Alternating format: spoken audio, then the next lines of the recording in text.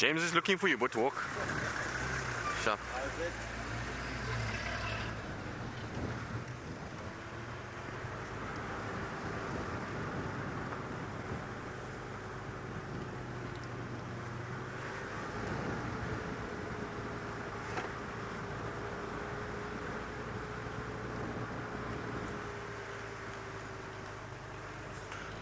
Good afternoon, everybody, and welcome to our pre-drive event before the main drive gets started. I hope you're all well and that you had a fantastic Mother's Day yesterday and that you all wished your mothers happy Mother's Day. We had our TV special, which went down very, very well, and we had a lovely morning off. It was a good morning off, wasn't it, Sebastian? It was nice, yes. It was nice, yes. It was nice to get a bit of rest this morning. It also is this sort of cold front, horrible weather hasn't quite cleared, so this morning it was a bit rainy and dreary, and so it was quite nice not to be getting soaked on a vehicle for the morning. And it's really nice to be out now. It seems that the clouds are all clearing and moving away, and that we're going to have a nice clear afternoon, which is wonderful. Hopefully it will be filled with animals. It's quite interesting. It's a different feeling coming out in the afternoon when you haven't been driving in the morning, or not one of us has been driving in the morning, because we quite don't even know where anything is.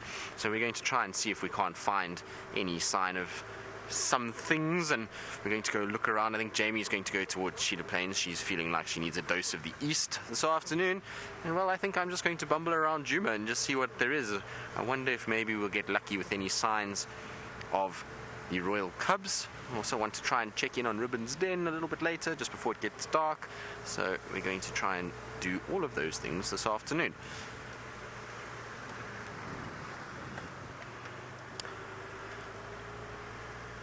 It's going to be interesting to see actually what's happening with the animals, because it's very funny weather today. Today is not weather that we would typically have at this time of the year. It's kind of been rainy and cold, and then it's clearing up and the sun comes out for a bit, and then it starts to rain again, and it's not really the nicest. Yes, Rebecca, I agree. So Rebecca in Final Control is asking me what is going on with the weather, and I'm not sure, Rebecca. It's very, very odd, but I feel that it has suited the purpose of today. It was a nice start to the day in overcast conditions. It means that all the staff had a nice sleep in this morning, which was thoroughly needed. So at least it was for that purpose very good. And for our training members of the team, so the girls that go running and James and Connor, I'm sure they were quite thankful for a bit of cloud cover, although I don't think there was much exercise being done this morning. Everybody was a little bit sleepy. Yes, everyone was yogering in bed, as Sebastian is saying in the back here, and that's because I'm sure there was a few members that may or may not have partaked in a few too many apple juices. Well, Rebecca, now. So it was quite an eventful day yesterday, actually. It was a very, very entertaining evening. So Rebecca wants to know who was yogering with whom. Well, Rebecca, nobody was yogering with anybody. Everybody was well behaved and in their respective rooms, as far as I know this morning. So everything was good. I think Sebastian and Senzo shared a room, didn't you, Sebastian and Senzo? I won't comment too much. I did sleep in my room. Senzo, however, was not. Oh, really? Oh, the plot thickens. So yeah. Sebastian is saying that Senzo was not sleeping in his room, but we don't know which room he was in. Well, interesting. Rebecca, I feel like you might have to do some investigative work this afternoon while you're in Final Control. Senzo, of course, has gone on leave, so he's gone to have a nice big break. Steph is heading back to the Mara. Taylor's on leave, so it's going to be quite a lot of staff that have gone off. Yeah, but they'll all be back soon. Down like 8 people today. I know, we had 8 people that left today, which is quite a lot, so it's going to be quieter, that's for sure. But still, the show will go on and all will be good. Oh, I have got a buffalo thorn attached to the side of the car. I'll have to try and get that out just now. Right, it's that time to go and start the main show, so we'll see you all in a little bit.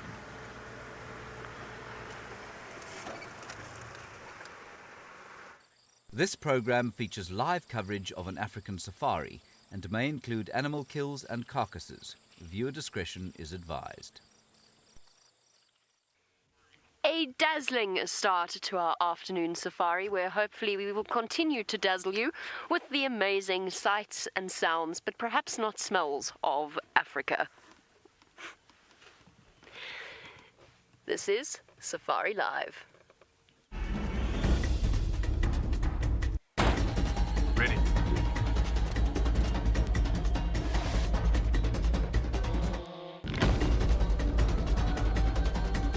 Standing by.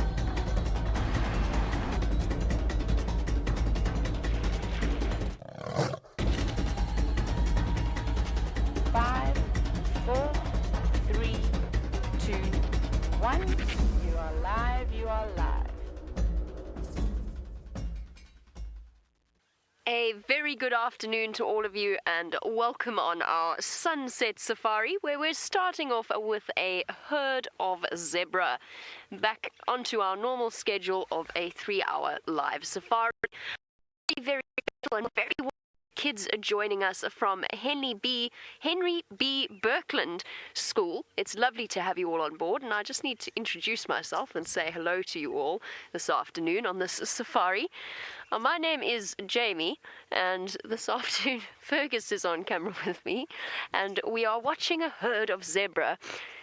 For all of our regular viewers, we'll be chatting to the school this afternoon, but you can still send through your questions, and you can do that using the hashtag safariLIVE on Twitter.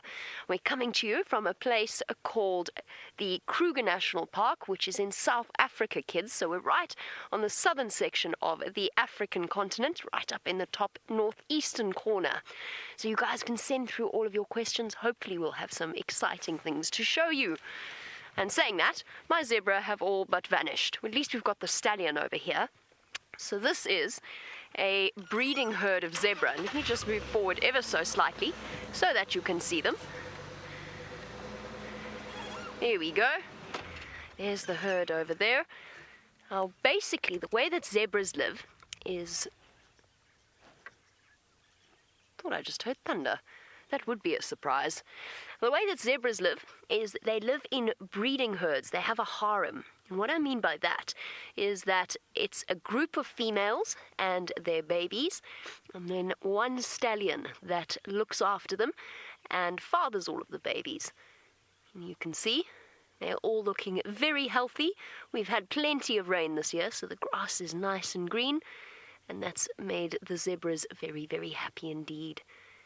Look at their gorgeous stripes, black against white. They're definitely one of the prettiest creatures that we see out here. Here we go. That is the stallion. So he's basically the boss of this herd, or at least he likes to think so. And he will defend all of the females against potential predators. And even if they get attacked, if a zebra foal, so one of his babies gets attacked, he'll actually rush in and try and defend it. But the females are the ones that lead the group.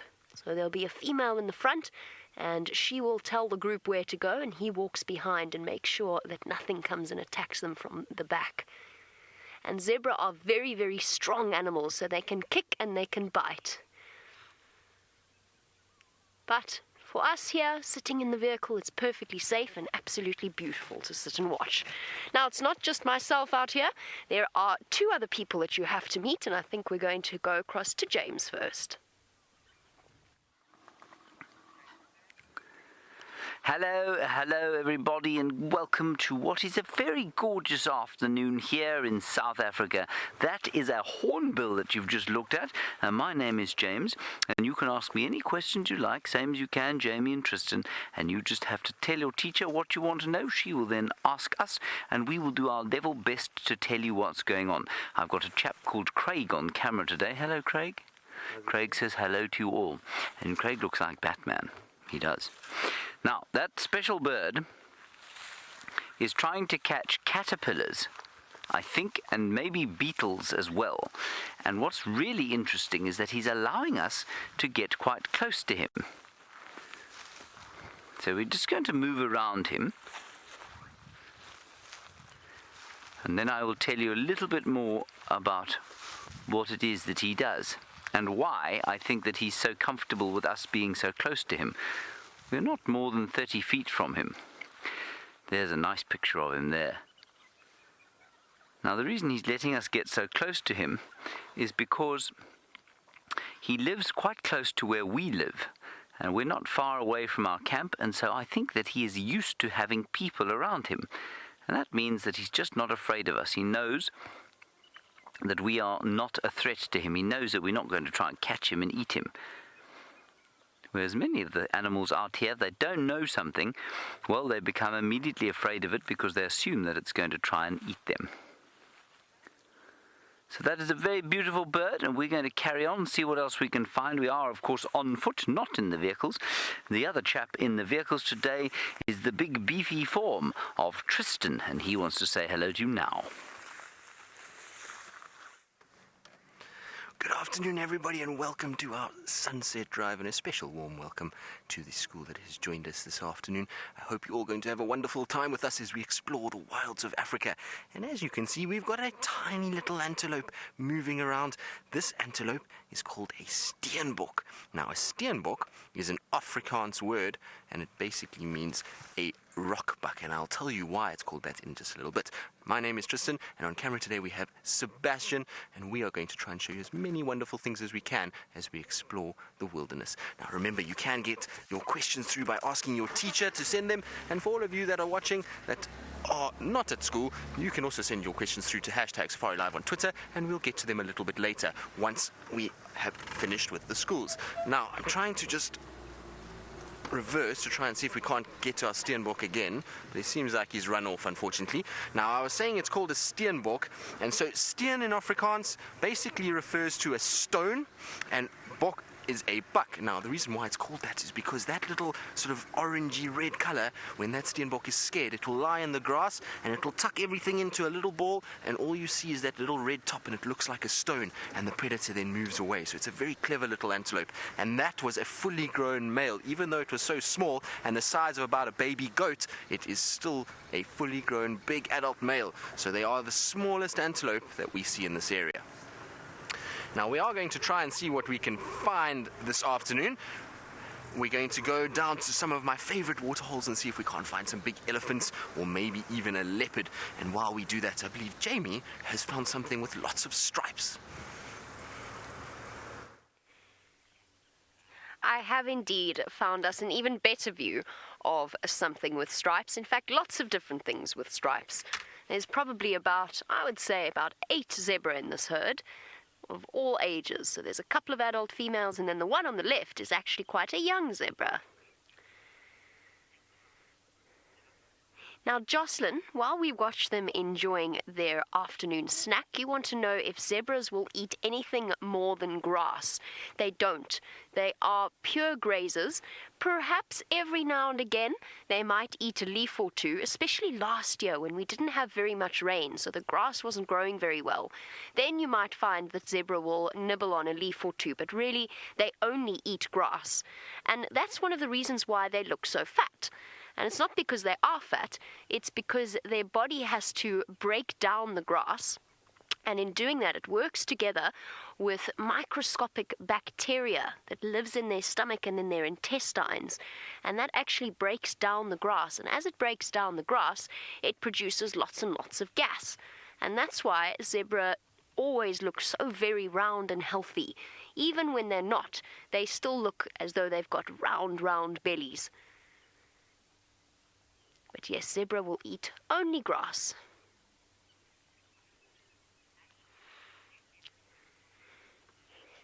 Now, Ashley, you want to know if zebras run fast.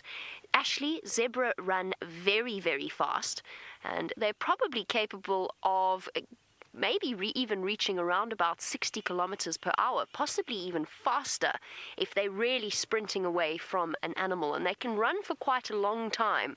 There's some animals out here that can't run for very long, but zebra have got quite good stamina. However, I'm sure many of you have perhaps seen a movie or thought about what it might be like to ride a zebra. You can't ride zebra. They're related to horses, but they're not horses, and their backs aren't strong enough to support the weight of a human being. So even though they look like horses, they definitely can't be ridden. That and the fact that they actually don't tame very easily at all. Even tame zebras that have been raised by people, they tend to bite and kick regardless. So you can't ride a zebra, even though they do look as though they'd be very cool to ride, and even though they can run very, very fast, you definitely can't ride a zebra. These zebra are doing exactly what Tristan said. Remember how Tristan said he was going to go and check the water holes? These zebra are going down to drink. So they're going to go and have a quick drink at one of the water holes. And I think we'll keep up with them for a little bit, and then we'll probably leave them and go see what else we can find. Maybe we'll beat Tristan to a leopard. Who knows? Oh, look at that, look at that. Look at that Inyala. I'll get back to the zebra in a second, but I have to show you something really cool. Look at those Inyala over there. Now that is a type of antelope, and you see how puffed up he is, and the way that he's walking? That is how Inyala solve disagreements. So there's two males there, one on the left and one on the right, and they're both roughly the same size. So what the one on the right is doing is he's made himself really, really puffy to intimidate the other male and basically say, look at me, I'm much, much bigger than you. And for some reason, Inyala find it very intimidating when another Inyala bull walks really slowly. It seems to be their thing, because they don't really want to fight, because if you fight out here, you could get injured, and they can't rush off to the doctor. So they try and avoid fighting with each other. Now, in contrast to the zebra that we saw earlier, Aaliyah, you want to know, what do antelope eat? Most antelope are mixed feeders. In other words, they eat a mixture of grass and leaves. In the case of an Inyala, they're basically browsers. So they're kind of the opposite of a zebra. They might eat grass every now and again, but most of their diet will be the leaves off the trees. So different animals are adapted to eat different things out here. He's vanished. Completely vanished. Just see the top of his back and the tips of his horns. Obviously intimidated by the other male's display of strength. Now let's catch up with our zebra quickly, because I know, Mackenzie, you have a question about zebra as well. Just give me 1 second and I'll get you another view. I'm going to get you a view and then I will answer Mackenzie's question. Let's go plonk ourselves in the shade here, because there's a young zebra, and Mackenzie wants to know about young zebra. There they go. Before they disappear, Mackenzie, you want to know, are the zebra born with stripes? They are born with stripes, and each and every single zebra's stripes are completely unique. So all of you, look at your hands. Look at your hands right now, and look at your fingertips. Look at your fingerprints.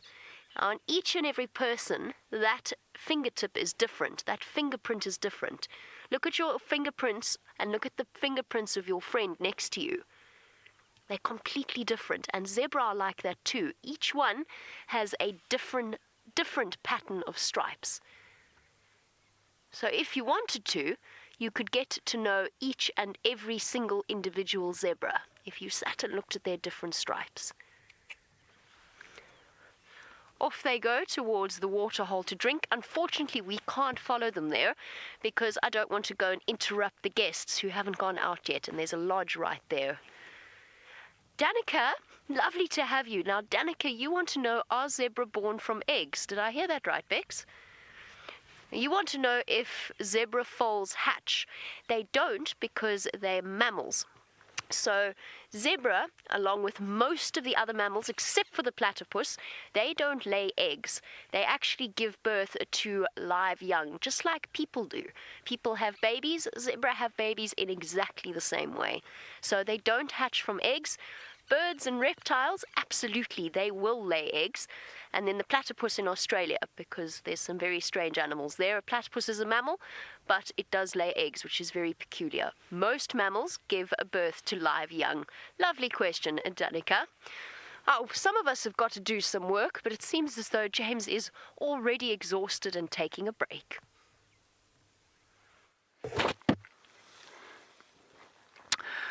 Phew! It's such a hot day. It isn't actually very hot, it's a very nice day. It's probably risen in temperature since we started to about 73 or so degrees Fahrenheit, because I'm sitting with the lovely African sun on my back, and it feels very nice indeed. The other thing that likes sun, of course, is flowers. Here is one flower, and here is another. One, a beautiful red colour. And although it's a very beautiful flower, it has a bit of a lesson to learn. It's not from here. It's all the way from Peru. It's called Zinnia Peruviana. Now, you don't need to remember that, but I wonder if you wouldn't ask your teacher where Peru is, and then ask her to point out where on the map we are in relation to Peru, and you'll see that we're a very, very, very long way away from that. And this is called an alien plant. So it's a plant that is growing here that is not from here. Now, sometimes that can be a really bad thing, because they can take over areas that would otherwise be occupied with native vegetation. So you'd have vegetation and flowers from this area that would be taken over by plants like this. But this particular one, it's not a real problem. It's just not from here, which is quite interesting. But it's very beautiful, isn't it? And then we've got another one here called an elephant's ear. I don't really know why it's called an elephant's ear, but there it's got beautiful sort of orangish yellow flowers, and we've been watching an orange butterfly flying from flower to flower to flower.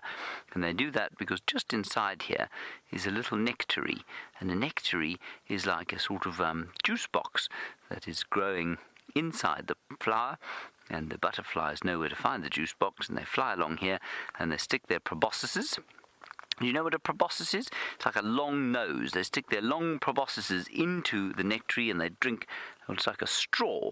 They drink all of the nectar out of that beautiful flower. Isn't that nice? Now, Tristan is looking for animals. I don't know which animals he's looking for, but what he's got now tells him that the animal that he seeks is close by. So this is so exciting, guys. Just now I said I wanted to try see if I can check some of the waterholes for any signs of elephant or leopard, and we've come across some fresh leopard tracks. So what we have here is a male leopard, a young male leopard that is walked here. He's got a very, very, very clear print over here, and we know that it's a leopard because of three factors. The first, that there is no sign of any claws. So at the front here, at the edge of the toes, you can't see any claws because the leopard's claws are actually inside of its little toes, and they get protracted out when they need to use them. The other reason is at the back of the track we have 1, 2, 3 lobes, and so that is only in the cats. You'll only find that in cheetah, leopard and lion, and then the smaller cats. And the other thing that we know that is very leopard about it is the size. Alright, a track like this, if it was a lion, would be with a little baby cub, and it would have to be with a mom, whereas if it was a cheetah it would be much longer. So we know that that's a leopard. And then underneath the leopard tracks, which are also from today, are elephant tracks. So just next to it, I'll draw a little track here. This is a back foot of a very young elephant, but you can see there the wrinkles are of its feet, and here it's a little bit more smooth and a little bit indented at the front, which means that this leopard and the elephants were both walking towards the nearest waterhole. So we're going to go quickly there and just see if we can't find where these animals are. I'm hoping that they'll be resting in the shade and we'll be able to find them. Now I've got to just dodge some bushes as we get round back to the car.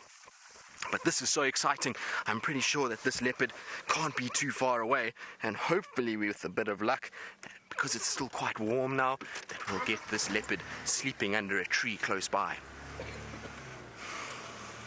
Now the reason why I know the tracks are fresh is because they are on top of the rain which we had this morning, so hopefully they'll be somewhere close. Now, we have 2 sets of tracks. We had the leopard and the elephant, and I believe Jamie has found one of them.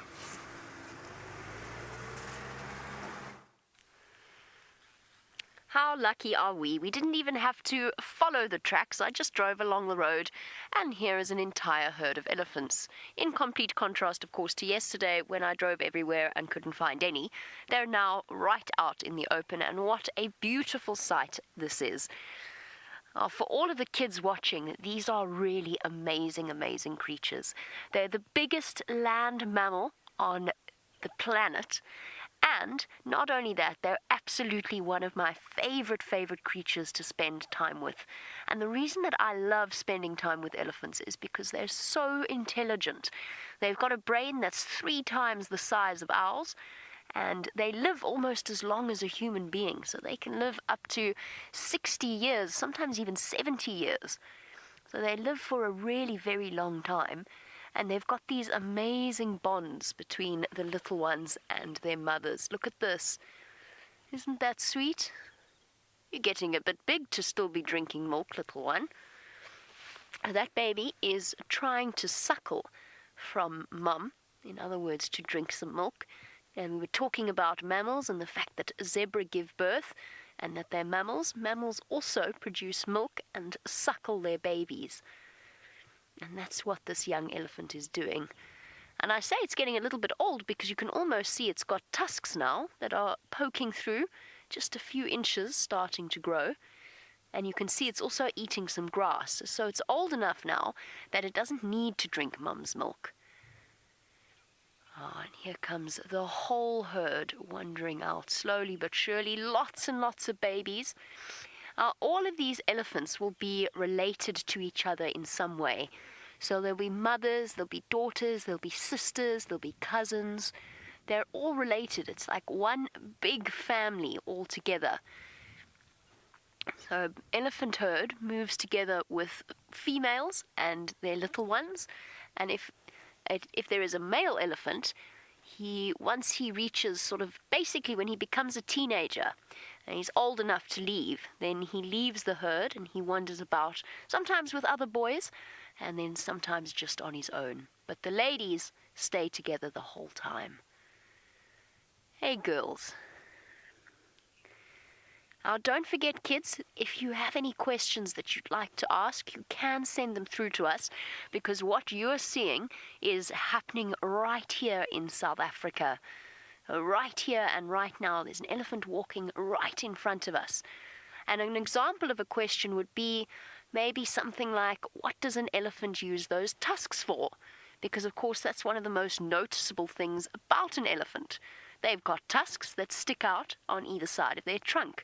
And they use those tusks for different things. Sometimes it's fighting, sometimes it's digging. They also use it to scrape the bark off the trees, especially in winter when there's not much grass around.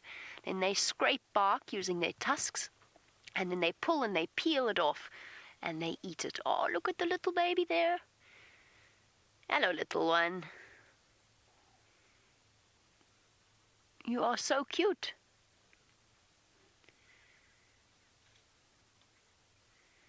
Let's see how tiny that one is. That's quite a young baby. Our elephant babies have such a good life because the whole herd will protect a little elephant calf. Even if they're not its mother, they'll still protect it and they'll still look after it. And if there's any predators around, the mothers will gather together and spread together in a circle and put the little ones in the middle, so they protect them from any predators. And of course, being an elephant calf, they've got cousins and siblings to play with, so they're never ever lonely. They always have friends around them. And that's one of the other things I love about elephants. Charlotte, yay, Charlotte sent through a question. Well done, Charlotte. Charlotte, you want to know how heavy is a baby elephant when it is born? And Charlotte, the answer to that is it can be 100 kilograms. That's over 200 pounds. That's much, much more than, well, I mean, it's easily the weight of an adult man when it's born. Isn't that incredible to think, oh, look. It's learning to use its trunk. Just like when you were small, you had to learn to use your hands and you had to learn how to write and hold a pen and all of those things. That is what this baby elephant is learning to do. And it's not learning very well. It's just thrown that whole clump of grass away. Oh, try again. Keep trying. So unlike human beings, you know that a mommy keeps the baby in her tummy for 9 months. Elephants, cute, elephants will keep their babies in their tummies for 22 months. That's nearly 2 years before they're born. And we're watching the one little elephant learn to use its trunk, wrapping it around the grass. And a lovely question coming through from Madison. Madison, you want to know, what do elephants use their trunks for? Lots and lots of different things, Madison. So an elephant's trunk is basically like your hand, in a way, except, of course, it's its nose. But they use them in the same way that you might use your hand. So there, see how that baby's using it to scoop up dirt? That's one of the things that an elephant uses its trunk for, to throw dirt over their backs to help to protect their skin from the sun. Cute, man. They also use it to eat. So they wrap it around the grass and then they move the grass from their trunk into their mouths. They use it to break branches if they want to get to the fresh leaves at the top. They will use it for so many different things. They also use it to drink water. Now, you all know how uncomfortable it is when you get water up your nose, when you choke and you get a drink up your nose. Elephants aren't bothered by that at all, and what they do is they use their trunk like a straw, kind of. They suck the water up, and then they hold it in their trunks, and they move their trunks to their mouths, and then they drink from there. Oh, that's so cute. I'm going to keep watching these elephants, but it seems as though James has found an elephant of his own. See the other one there? We're sitting here, everybody, with the same herd of elephants, but it's such a very big herd of elephants that it's spread over an enormous area. And I'm speaking very quietly because, of course, we are on foot. Now, elephants, although they're so very big, they look at us and they think, oh, there's a predator, and they're afraid. And if they're afraid, then sometimes they will chase us, which obviously we don't want, and so we don't really want them to see us. So we're totally safe where we are now, and we're being very careful to look all around us, making sure that we know where all the elephants are. And at the moment, we know that they're in a big group all across the hillside that you can see over there, and they're moving in between the trees and in between the bushes. And so we're hoping that we won't get too close to them on foot. Joe, you ask a very good question about whether or not elephants can run. Elephants don't run like you and I run. They sort of power walk, Joe. Do you know how if you try and walk really quickly without actually running, I don't know if you've ever done that before, that's basically what elephants do. And although that might sound like they're slow, they're actually very fast. They can move much faster than us. They can move much faster even than Usain Bolt, of course, who is the fastest man in the world. And so they can move very, very quickly indeed. Oh, and I don't know, you probably can't hear that, but their snapping branches are going as they break the branches and push them over and then eat the grass that comes underneath them.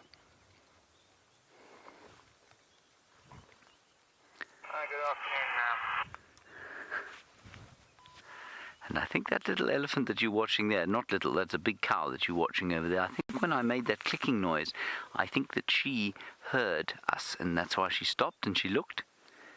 And she didn't see that we were a threat to her. We're not dangerous to her.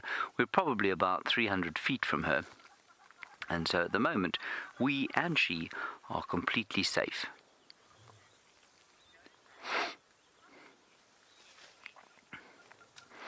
Well, Nova, you say, how does an elephant scare away predators? Well, it's quite easy for an elephant because they're so big. What makes you scared about a big person? How would a big human being make you scared, Nova? I bet just by being big and by running towards you, you'd be afraid. And it's the same with the elephants. Because they're so very big, they just go... and then they run towards whatever's making them angry, and that thing normally runs away, even if it's a lion. I'm just going to do something quickly here. I'm going to check which way the wind is blowing. So watch the bottom of my sock. Now you can see it's blowing towards where you are and not towards the elephants. Now that's important because the elephants have got very good noses and they can smell us from a very far distance. But because the wind is blowing from them to us, we can smell them, but they cannot smell us.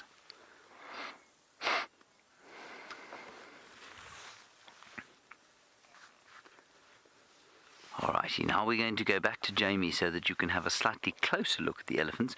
We're going to try and get around this herd so that we can go and track the leopard that Tristan found the tracks of. Oh, there's a certain inevitability that, as James says, let's go and have a closer view, all of our elephants disappear. But luckily, Ferg, look, these two have just popped out over here, and it's two young ones who are wrestling. What are you after? Well, sometimes what happens with young elephants is the one wants what the other one has. In this case, I think they're actually scuffling over a mouthful of grass, and the one is trying to get the other one. Or they just started fighting while the one's still chewing his dinner, or his lunch. Eat your food and then play. Now, Sarah, we've already spoken about baby elephants, but now you want to know how big can an elephant get in terms of size and weight. An elephant can easily, a big male elephant, because a big male elephant is going to be the biggest that you will get, they continue to grow throughout their lives. So they grow bigger and bigger all through their lives. An elephant can reach up to 3, sometimes over 3 meters at the shoulder, that's 9 feet, and can weigh, on average, a really big elephant will probably weigh about 5 tons, which is over 10,000 pounds. But there are records of even heavier elephants that can weigh up to 12 tons, 10 to 12 tons, which is over 20,000 pounds. So they can get very, very big, but that's unusual. That's an exceptionally big elephant. And in big male elephants like that, their tusks can weigh an enormous amount. They can easily weigh 60 or 70 kilograms, which is about 120 odd pounds. So their tusks... Oh. There's lots and lots of elephants in there. You can hear them all trumpeting. And elephants talk to each other all the time. Let's go forward. Let's roll forward a little bit, Ferg, and then we can get you a better view. Elephants talk to each other all the time in constant low rumbles. There we go. There's another view of this elephant. Here we go. Little one over there. The other one has stopped bugging it. Now, Mackenzie, you want to know why do elephants flap their ears backwards and forwards? Mackenzie, that is because ears work as an air conditioning unit. And what I mean by that is inside an elephant's ears are lots and lots and lots of blood vessels. So if you look at your hand, if you stretch out your hand, you can see the sort of the blue veins inside your hands. So elephants have lots of those in their ears and lots of capillaries. And the reason that they have that is because it gets really hot out here sometimes. Sometimes it gets well over 100 degrees Fahrenheit, and sometimes even hotter, which is one thing for a human being, but for a big elephant, they would get very, very hot. So what they do is they pump blood into their ears, and you can see their ears are quite thin. So they flap their ears, and that creates movement of air, which helps to cool the blood down. And then the blood from their ears goes into the rest of their bodies and helps to cool them down. So that's why elephants flap their ears. It's not because they're cross, it's just to help to keep them cool. So in the same way, if you get a hot cup of tea or a hot cup of hot chocolate and you blow across the top of it to cool it down, that's kind of like what the elephants are trying to do.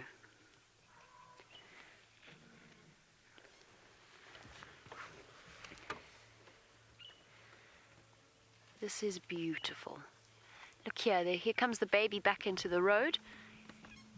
Mum's leading it that way. It's lovely watching elephants at this. Oh, look at it run. Run, run, run, run. Wait for me, Mummy. Don't leave me behind. It's lovely watching them in this sort of a mood because they're not in a rush to go anywhere. So they go backwards and forwards. They go back on themselves. And I can hear some of the other elephants trumpeting in the direction that that female's looking. So I think that's why she's gone back a little bit. She's just listening for the sound of the other elephants to hear what they're fussing about.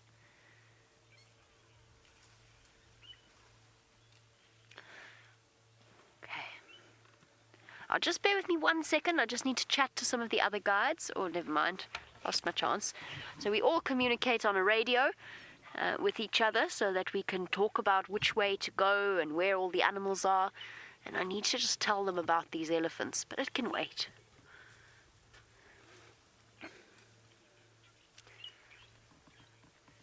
I have got such exciting news for all of you. Now, you've been in South Africa the whole time, but there's someone you haven't met yet, and he is very far away in a different country. Well, welcome to Kenya. You've just jumped across from South Africa and we've got a whole bunch of lions next to us. A big welcome to our schools today. My name is Brent Smith. I have Zander / my Eggsy on camera with us today. And we are in Kenya on a live safari. And we've got one of my favorite prides of lions. Oh, she's up. She's seen something. What did she see? What did she see? Now, this is the Angama pride. And they live literally just below our camp.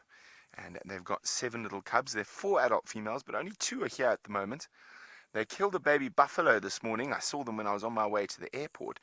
But have they spotted? What have they spotted up there?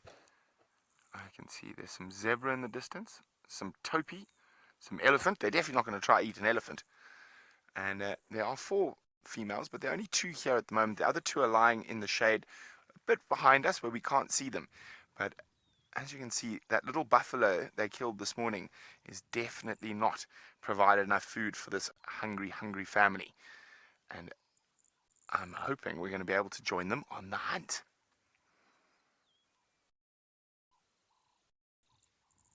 Remember, look forward to hearing all your questions, and this is very exciting. Now, the lions here hunt during the day quite often, which in other parts of Africa they don't do. Okay, let me just move the car a bit forward there.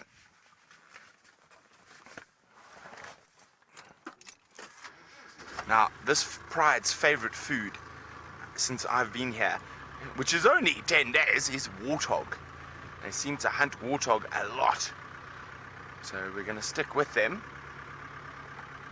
Can you still see her, Zand? She's gone to sleep. Oh no, she's not ready to hunt just yet. She's going to have a doo-doo in the bushes. But there's the other female behind us, back next to the tree, still looking up towards where the zebra and things are. It's still quite hot, so that they might slowly get moving, and lions will often do this. They'll move a little bit, lie down for a while. And then you can see one of the other lionesses in the distance. You see her eggs? Yep.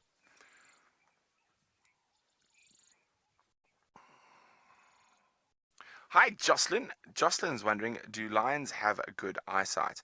They have phenomenal eyesight, Jocelyn, and that is their main sense that they use when they're hunting. Now, they've definitely spotted some movement. Now, as I said, there's quite a lot of game in that area behind us there. Zebra, impala, and I think those are the 2 things that she's most likely going to go for. I'm just going to jump across to the other side. You see the impala? You got them? Okay, there's the impala. Now, Justin, those impala are very far away, and that lion's definitely spotted them. Now, if we go across to the right, you can see the zebra. Hi, Madison. Madison's wondering, what do lions hunt for? Madison, they'll hunt various different antelope. Zebra, warthog, it's not an antelope, it's a pig, and buffalo.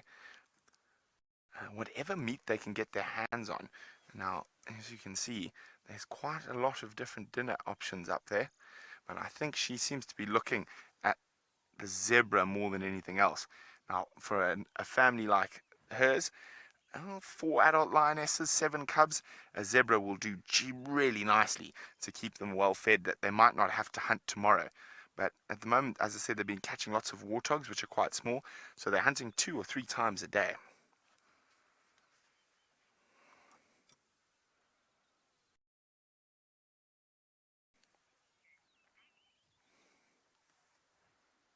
And there's some elephants there. Do you see the elephants?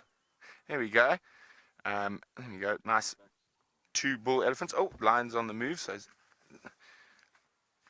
Oh, look, she's looking into the distance. Hungry. Now, Maddie's wondering how fast can lions run. They can do about 21 or 20 meters per second, which is very fast, much faster than you, me, or Usain Bolt. Now, of course, these two females are nursing the cubs at the moment, so they are even more hungry because they've got to produce milk for the little babies. The babies are about 5 or 6 months old. Now, let's see, is she going to flop down next to the bush, or is she going to keep heading towards the zebra?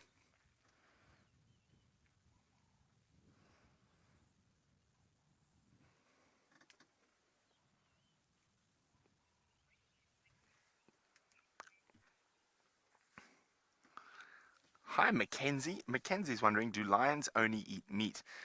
Yes, they do, Mackenzie. But sometimes if you see them eating grass, it's because they've got a bit of an upset tummy. But normally they will only eat meat. She's staring off into the distance. Thinking about how good zebra will be for dinner.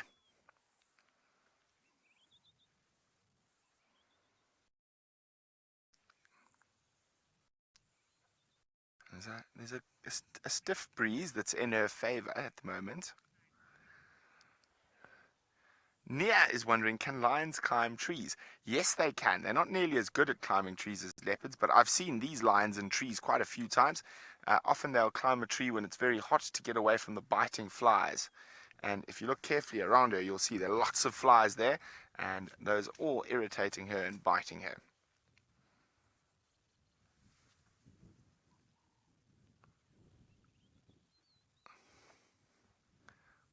She's definitely interested in, I'm pretty sure it's the zebra.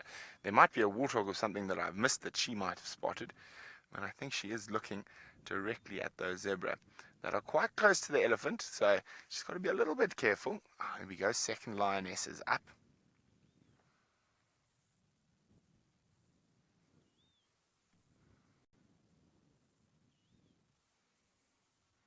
Hello, big girls.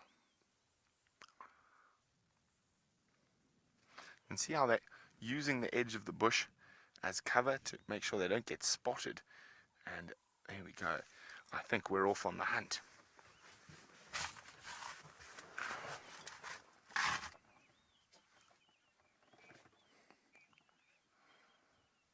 Hi, Jocelyn. Jocelyn's wondering, how do I tell if it's a male or female lion?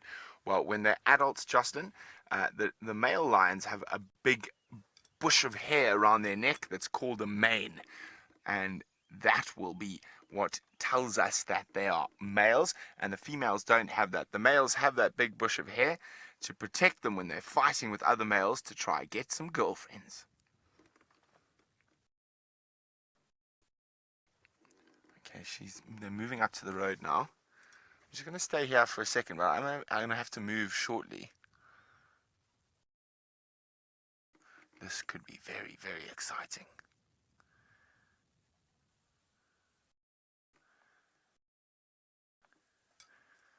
Okay, now we're going to have to plan how we're going to keep up with them, because there's quite a lot of water in this area, and we don't want to get stuck when there's lions and elephants around us.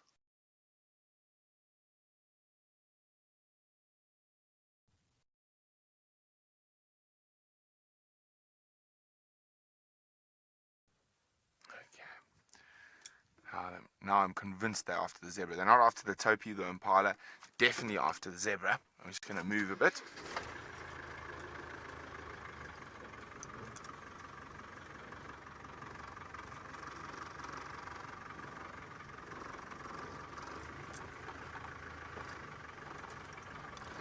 Okay, hold on, guys. We're going to try to keep up with the lions.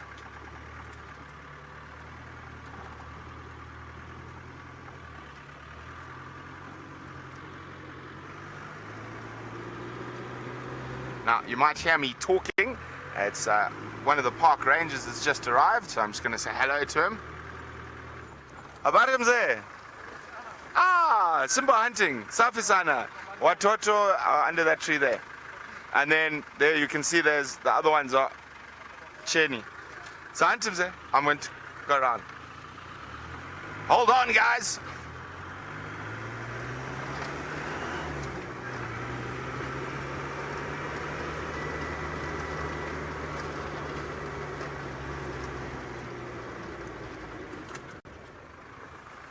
Buddy, the Simba have just started hunting. They're coming up this side. Going this side. Hi, Madison. I didn't quite hear that question. Sorry, I was having a chat with one of the other guides, letting him know where the lions were moving to.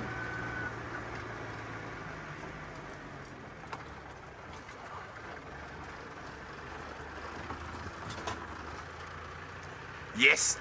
Hi, Maddie, that is spot on. Baby lions do lose teeth like we do. When they get to about 6 months old, they'll lose their milk teeth. Now we've got to find a way to get through here without getting stuck. Can you see if there's a way through there, or is that too big a hole? Too big a hole? Okay, let's go further.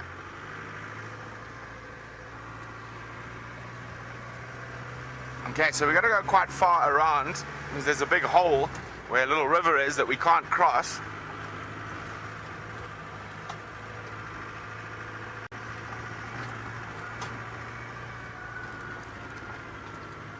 But I have crossed it over here before.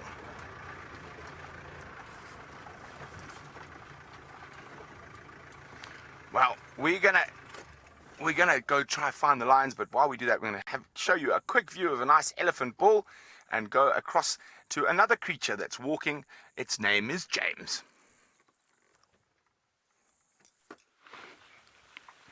Right, everybody, here we are, and wasn't that very exciting there in the Masai Mara, 2,000 miles away from here?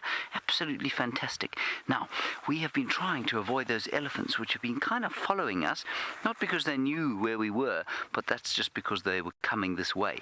Now, the leopard tracks that Tristan had are just down over there, and so we're going to do our very best to get into that area before that we lose the light and track that animal. Before we do that, though, have a look at this tree. This tree is called a marula tree.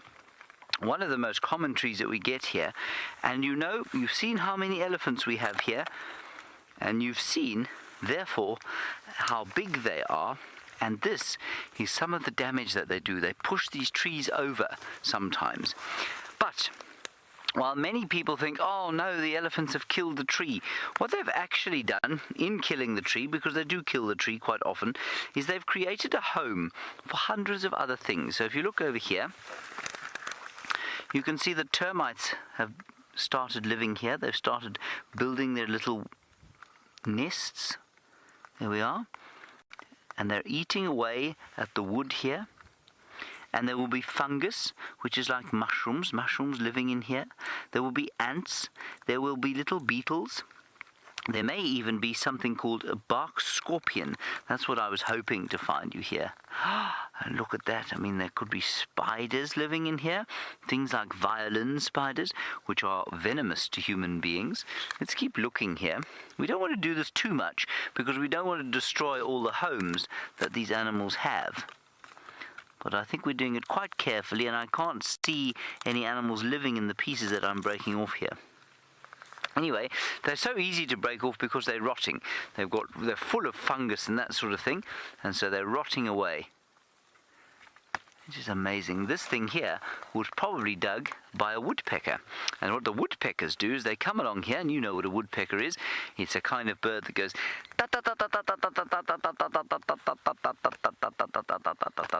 and they dig into the wood, and they take out the little beetle larvae, or worms, and the little caterpillars that they find living inside the wood, which is very special indeed. All right, guys, I hope that you have a wonderful time the rest of your day at school. You've had a good safari with elephants and lions and zebras and all sorts of interesting things. I hope you enjoy the rest of your day at school. For now, we're going to say goodbye to you, and I think we're going to hand you back over to Tristan.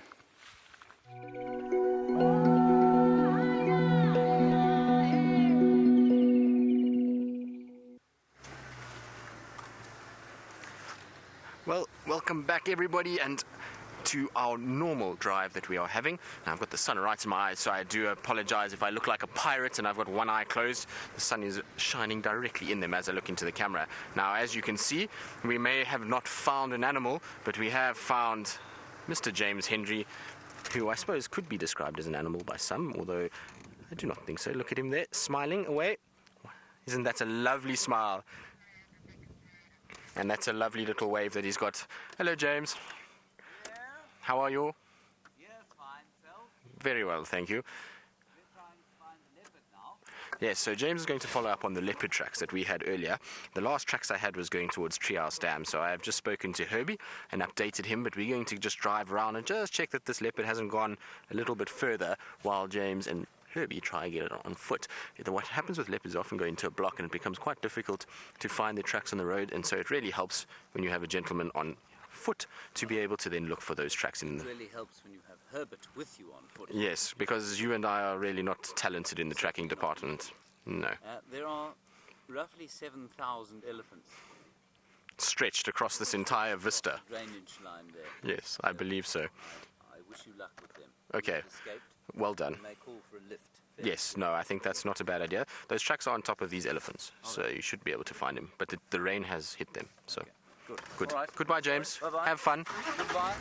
So I was just informing James exactly what was going on and keeping him updated. Now, all the elephants that James is talking about that are spread across this entire area, those are tracks that we found earlier, and Hosanna's tracks were on top of that. Now, I think it is Hosanna just because we don't really have any other young male leopards that love Treehouse Dam as much as he does, and so I'm hoping that James and Herbie will be able to get into the areas that we can't while we're on a vehicle, and especially with considering that Herbie's got far more skill than both James and I, that he'll be able to then find. Now we've bumped into Jamie. It seems like we're all together this afternoon. I'm thinking it's time for us to start spreading our wings and start moving away from one another. But this is what does happen when you've got sightings all together. You end up with a situation like this where you bump into everybody.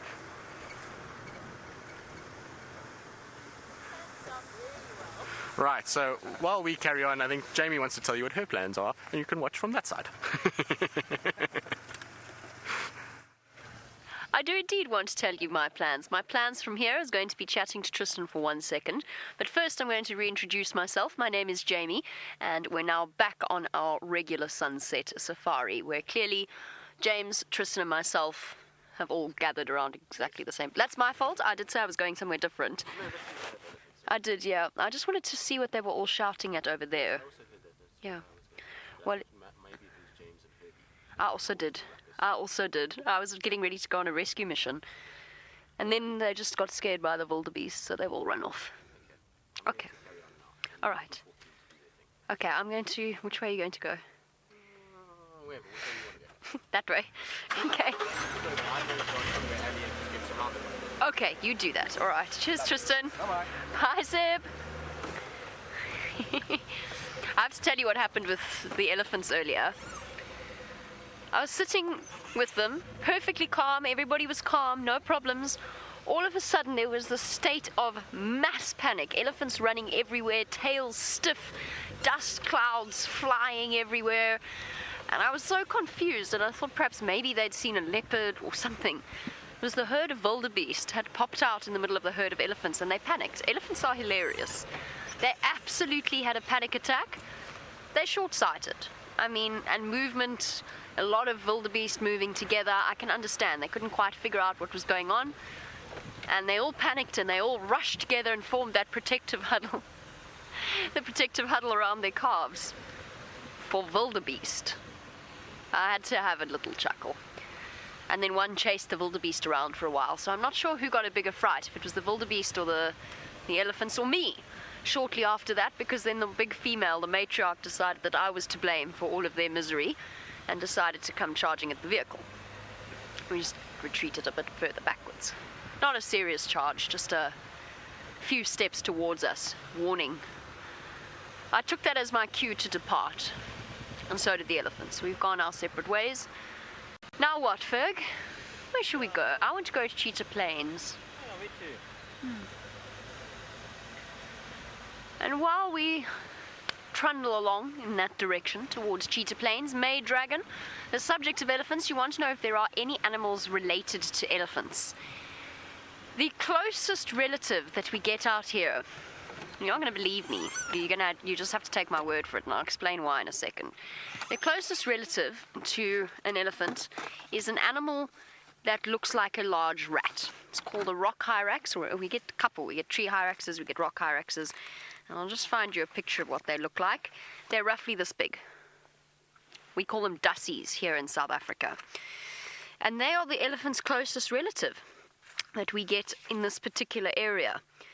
And the reason behind that, or some of the linking features, is the structure of their teeth.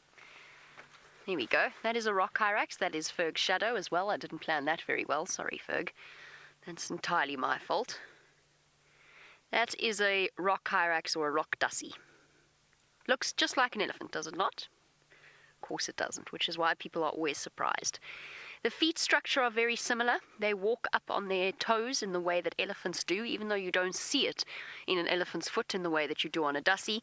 The foot structure is very, very similar. They have pectoral mammary glands, in other words, between their front legs, as opposed to most creatures out here, apart from primates, that have their nipples between their back legs. So they have those. The teeth structure is the same. And if I remember correctly, there's something about the digestive system, although I think dussies have a slightly more complex digestive system. They've got a double cecum. So in other words, they've got basically a double intestine. That's the way that they digest plants. So there you go. I bet that wasn't what you were expecting when you asked about elephants' relatives. If you go back far enough, they also suggest that elephants have aquatic ancestors as well in their background long, long ago in terms of the evolutionary chain. And that's to do with the structure of their lungs. In fact, the lungs sit right up against the rib cage. Great way of dealing with water pressure. One of the reasons why elephants can snorkel, apart from the fact that they've got an inbuilt snorkel, which helps. Lots of elephants about.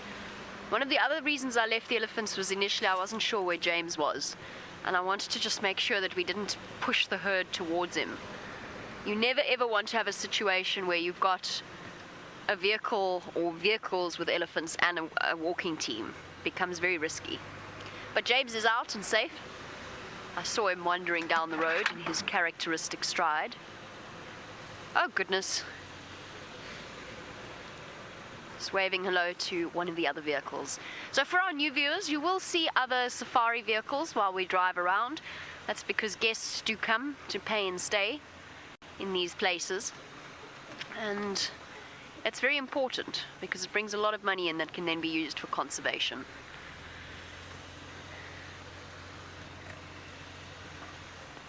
And for all of our regular viewers as well, now that we've finished with the school drive, don't forget to send through your questions on hashtag safariLIVE on Twitter. Fergs, I would like to ask you a question as we bumble along.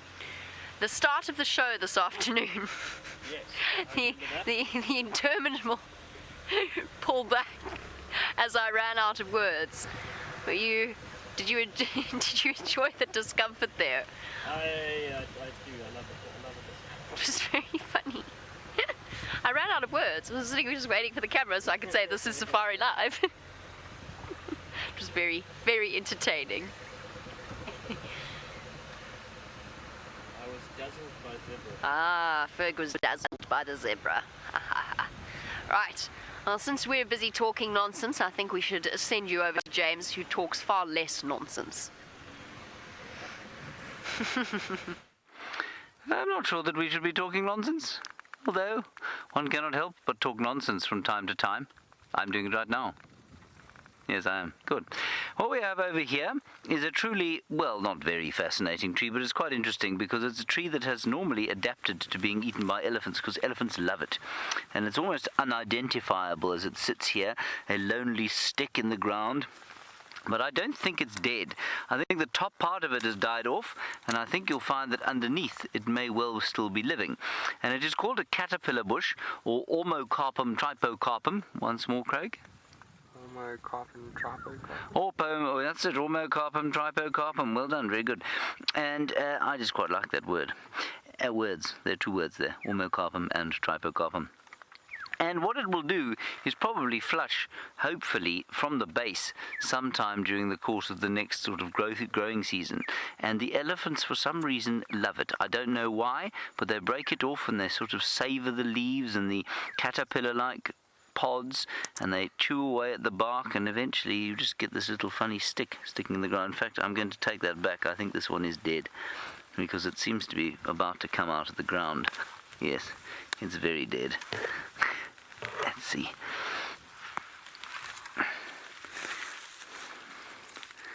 Yeah, this one is no longer. Anyway, that is Ormocarpum tripocarpum, and I'm told that the bark can be used as some sort of fish poison, so you can sort of crush it up and throw it in the water and it'll kill the fish, and then if you cook the fish sufficiently, then you should be able to eat them. But I've heard that about many, many different kinds of plants out here, and I'm not sure always how true it is. I would go with the traditional method of a hook if I had one.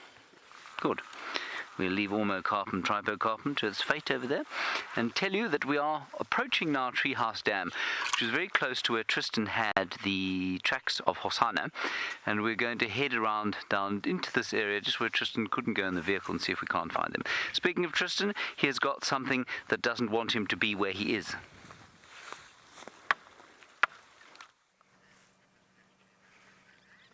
Well, we do have a bird, and he's looking quite dapper in this late afternoon light, isn't it? And these grey go-away birds can actually be sometimes quite a difficult bird to get on camera. They tend to bounce around in the thickets. It's very seldom that we get them sitting right out in the open like this for long enough that we can actually show them to you on screen. They tend to be one of those birds that as you get them on camera, they tend to fly for some reason. Now, unfortunately for this grey go-away bird, in terms of the family, it's been hit a little bit with the ugly stick, I'm afraid. It's got the sort of drab grey coloration, which is perfect for the sort of habitat that they live in. They live in these wooded savannas where a grey coloration actually blends in very, very well. But if we look at the rest of the family, as you can see in my book over here, that the rest of them are really very, very pretty birds. Now I'm trying to keep my shadow out the way so that you can actually see the colours. So there we go. This is the grey go-away bird at the bottom near my thumb, and then you can see all the rest of them have got really bright colours, except for this guy. He's that sort of pale grey, and you've got the Ross's Tarako, which I'm sure we might find in the Masai Mara. I know Brent has been talking about it, and hopefully he'll find them. And then you can see you've got the beautiful green Tarakos that hang around in all the forested areas. So unfortunately the grey go-away bird really hasn't been blessed with the best looks in the family, but they are still quite nice birds, and they get that name go away from the sound that they make. They have this call that basically sounds like they're saying go away, so they go and that's how they call. Not very good, I don't think, Seb. What do you think? All right, not too bad. Our go-away bird is not very impressed. It's just kind of sitting there and looking at me like I'm an idiot, calling like that. But it's nice to see out in the nice sun. Have a nice day, go-away bird. I'm sure it's because it's been quite cold. The birds must be loving a little bit of sunshine. I know we had sunshine yesterday, but it was freezing yesterday. There was a cold wind that was blowing at one point, whereas today it feels a lot warmer already this afternoon. So hopefully this cold front that came off the Indian Ocean is now going to disappear, and we're not going to get any more rain for the next few days, and we'll get a little bit of warmer weather coming, which will be nice. Now, we do have some Impala Rams in front of us. So this is probably just a little bachelor unit that's split off. I can't see if the others are male or not. You can just see the one directly in front of me that is a boy. So there we go. You can see he's got his horns. And don't they look amazing in this light? It's quite interesting because the male impalas are going to start losing a lot of condition, given that they are in that rutting phase at the moment and they're chasing one another and trying to go after one another. You'll find that some of them start to look a little bit bedraggled, but this particular individual is looking really, really good. You can see how much that coat is shining, and that's because he's gotten so much nutrients out of these late rains. There's been a lot of grass that's grown in the last sort of 3 months when we've had all this rain, and that's meant that a lot of them are really looking good for this time of the year. You'll probably also find that this male might not have been territorially dominant over a herd just yet and hasn't really gone through the rut just yet, and that's why he's still in good condition. You'll find the males that are actually with a herd of females and have been chasing other males, they're the ones that tend to start looking a little bit bedraggled, and you find that their coat condition goes for a little bit, and you'll find it get much skinnier. Now, it does look like there might be some females there. I can't see, Seb, but they got horns. That's a female. Female, and it does look like a female, so maybe he's just got himself a herd, which is nice to know. There's a male, At the back, yeah. but that one I'm feeling now, I think is a female. I'm not quite sure, we'll see just now, but it might be a little bachelor group. They all look in such good condition that I would be surprised if this was a male with the females. Like I say, they chase each other around so much. Right, so while we carry on and try and see if we can't find Hosanna with James, I believe Brent has had some luck with cats and they are in stalk mode. Okay, guys, welcome back to Kenya. It's getting really exciting now. Now, you can see zebra and the elephant, and somewhere behind that elephant in a gully are those two lionesses.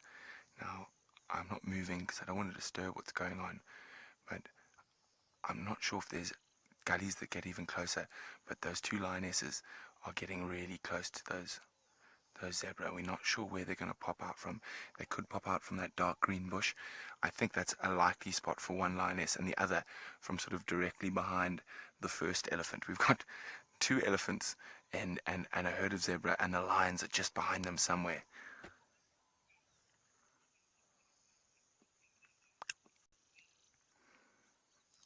Hi, Debbie.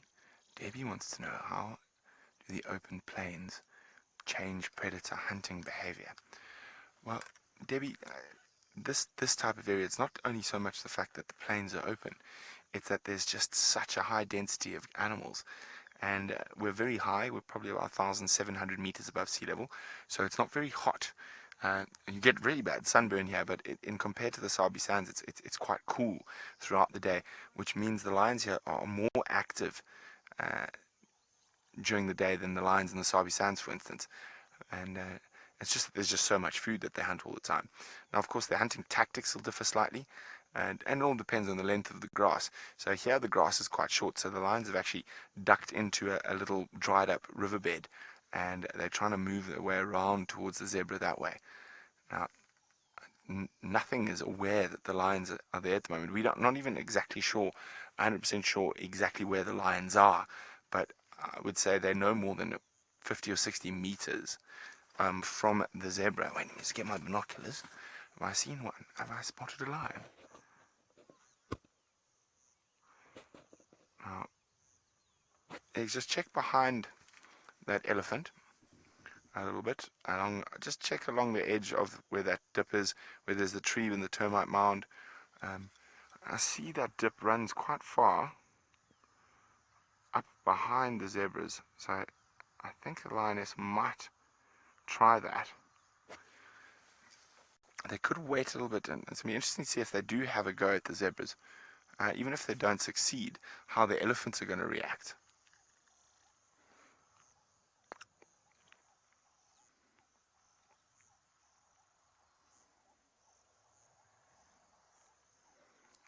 Any sign of them yet, Eggs? Remember to use the hashtag safariLIVE if you've got any questions for us about what's happening in the Masai Mara, in the wilderness wonderland, where we are currently based, well, some of us are.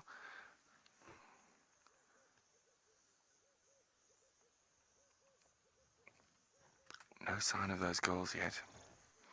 Now, this is where a lot of people make a mistake. Now, you really want to see where the lines are, and you move the vehicle, but often that's the incorrect thing. I've positioned myself in an area I'm very happy with, and that I can completely see if the lions chase them, any direction the zebras run, we should be able to have a good view. And even though you get that sort of itch, even I get it, that, oh, I want to move, I want to see where the lions are. Often just sitting in the spot, if you've chosen your spot and you're confident it's the right spot, then just stick it out and wait. Patience is so important when watching and following big cats hunting. So, and you see Zonda is going to stay quite wide because we don't know where those lions are going to pop out from. So we don't want to risk the chance of missing their charge out of the little lugger. Now, a lugger is a donga or a drainage line in Swahili. So we're waiting for them to pop out of that lugger and spring upon a zebra.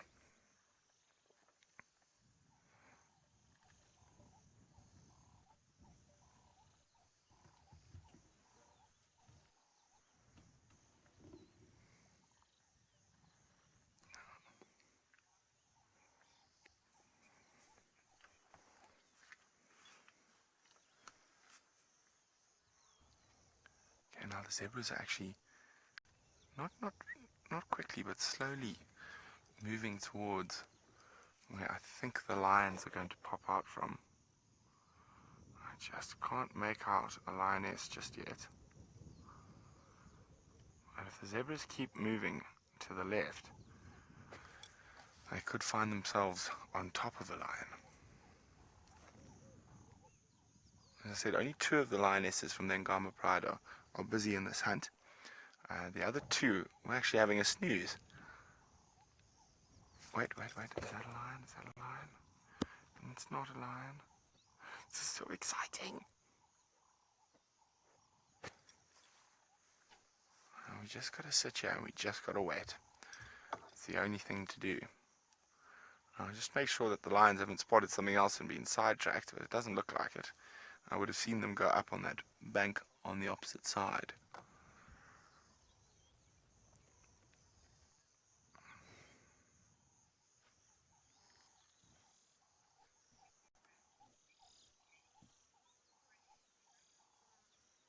And now this could take a little while, but we're not going to go anywhere. We're going to sit right here and wait to see what happens. While we do that, it sounds like James is hot on some fresh tracks. I'm not sure how hot this track is. Herbert was just giving me a lesson, and we looked at these things, and I on instinct said I thought, not that fresh. This is Hosanna from this morning. And the reason we know it's from this morning, and as Tristan said when we were last with him, the rain is on top of them. And you can see that because if you move the sand now, so if I put my handprint next to, so you can see Hosanna's footprint there.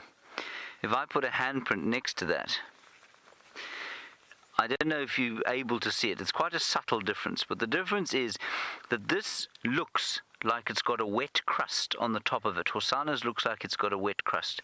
Mine very clearly does not. And so this is from before the last rains. Now, we didn't have a huge amount of rain, but we had sufficient over the last little while for it to leave a little crust on top of the tracks. So we think they're from this morning. Now, of course, these little cats have been moving quite a lot during the course of the days, and so he could be just in the bushes over here, he could be around Twin Dams, he could be somewhere way south of the boundary, so, we'll follow up and see what we can find. In the meantime, behold, certainly one of my favorite grasses out here, and a beautiful butterfly that has just flown over my head. It is called Melanus repens, the Natal red top. And I've picked it because on a day like today, you want an interesting tasting grass, you see. And this one, in order to ward off the animals from eating it, tastes like mushrooms. It's a really pleasant sort of taste. Not quite the sweetness of panicum, but the fungal taste of mushrooms. Good. Is that butterfly still here? I think it is. I think it's just over here. It was an acria, and as always, it is going towards the greatest saviour of plants in the Lowveld, and that is the Waltheria. Here they are, Craig.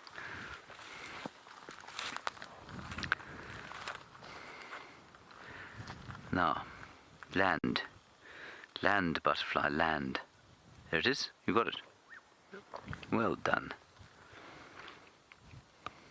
Beautiful. Sunlight just becoming quite perfect now. And it's a pretty good time for tracking leopards, but I just wonder, I think this little thing has moved so far over the last few days that maybe he's gone a long way from here. We didn't find any of his tracks crossing from Treehouse Dam, so I don't know. We'll go down into the drainage line here and see what we can find. Tristan is also helping us by turning around this area, so let's go and find out what he has to tell you about them. Well, we got a bit sidetracked because the elephants are all starting to come out towards Vuatela Dam, and in this afternoon light I just thought it would be so nice to come and spend a little bit more time with them, and hopefully they're going to go down to the water and we might see them playing. So I'm just trying to find them in this little thicket now, but they are coming slowly towards us. Apparently there's another vehicle that was telling me, and so while I was kind of doing loops around and just checking for any signs of Hosanna, I thought we might as well just come and sit here for a little bit. I also don't want to do too much driving close to where James is, because we don't want to chase a leopard towards him or bump into a leopard and he's sitting on foot and they get a little bit of a fright. So we just think we'll spend a little bit more time with the Ellies and wait for it to cool down a bit. I'm hoping as it gets a little bit cooler, so Hosanna might stand up and start moving. There the elephants are. Well done, Seb. You've spotted them. Let's see if we can't get around. Can you see them from here? Yes. Not really. Okay, well then let's try and reposition, because that's what is nice about having a vehicle, is that we can reposition. I saw them quite far in the distance there. There they are. But they are definitely going down to the dam, so it's going to be really great. On Saturday I had the most incredible sighting on the TV shows of two bulls playing in the water, and so I'm hoping that this might be a repeat performance of these elephant bulls. There we've got at least sort of a small gap to be able to see them. We can just see them up in the top there. I would imagine this is probably the same herd that Jamie had, or some of the ones that James saw. They've come from that direction, and you can see they are moving straight towards us in the direction of the dam. So those of you that are watching on the dam cam as well, you are about to have a few elephants arriving there, and it promises to be quite fun. I think they're going to splash around and hopefully be quite sort of active around the water. But it looks like quite a nice herd. There's that female there with the young one. She almost looks like she might be pregnant. You can see she's quite swollen in the midsection, which is normally an indication when they do get pregnant. And I wonder if this is not the same herd we had on Saturday. If there's a female in here with half an ear, then it will be the same group that's been hanging around. And it's amazing. We had no elephants the whole of last week. Really was struggling. And then all of a sudden, we've started to find a few more of them. And in the last probably 2 days, there's just tracks of them coming in big numbers, so it seems like we are starting to see a lot more of them slowly but surely arriving. Oof, Owen, I'm not actually 100% sure. You're wondering how big an elephant's ear gets. I honestly have no idea. I've never actually measured one or seen a measurement of the ear only, so I would be completely lying if I gave you a number. I don't know if there's any viewers out there that know. You can use #safariLIVE on Twitter and let us know how big an elephant's ear can grow. I would imagine it can get quite big, especially on those sort of large males. If I look at just that female that we see there, her ear must be from sort of the midpoint to the widest edge. Would probably be about, I would say, just over a meter, and then probably about the same going down from the top to the longest sort of edge on the bottom there. So it's probably quite big. I would love to actually know what the answer to that is. I'm not 100% sure, to be honest. But you can see they're still gently feeding, so they're in no rush. They'll be enjoying this nice sort of warm afternoon. After a few cold days, it's nice to have that sort of sun out, and especially after a bit of rain as well, because now that there's rain in the soil's wet, you're going to find with the sun being out, that's going to promote growth. So for the Ellies, there's going to be sort of an abundance of food that should shoot up in the next few days, and that will mean that they'll be very happy just to feed. It's also not that hot that they have to worry about being in the shade too much, so they can kind of slowly make their way down, and then by the time the sun's getting quite low, they'll then arrive at the dam. It'll be the perfect time to have a nice late afternoon sundowner drink at Vuatela Dam, should I say. But you can see they're very, very relaxed at this stage. It's always so nice to spend time with elephants. They're the most incredible animals, and there's this very sort of strange feeling that you get amongst them. I know some people that I've worked with and have guided often are quite fearful of elephants.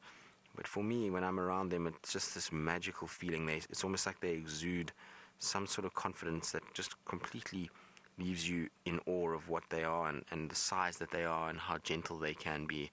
It really is quite an incredible experience to be in the middle of these herds and just to spend time around them and see the sort of nuances of each animal and how they interact with one another, and the complexities of the herd is really, really quite something. Seems like they may be changing direction a little bit and heading more towards us, which is great because, like I say, we are pretty much between the dam and where they are. Oh, there's a little one. Hello, little one. And typical, lots of attitude at that age. The teenagers tend to often see bouncing their heads and shaking their heads around and showing their ears.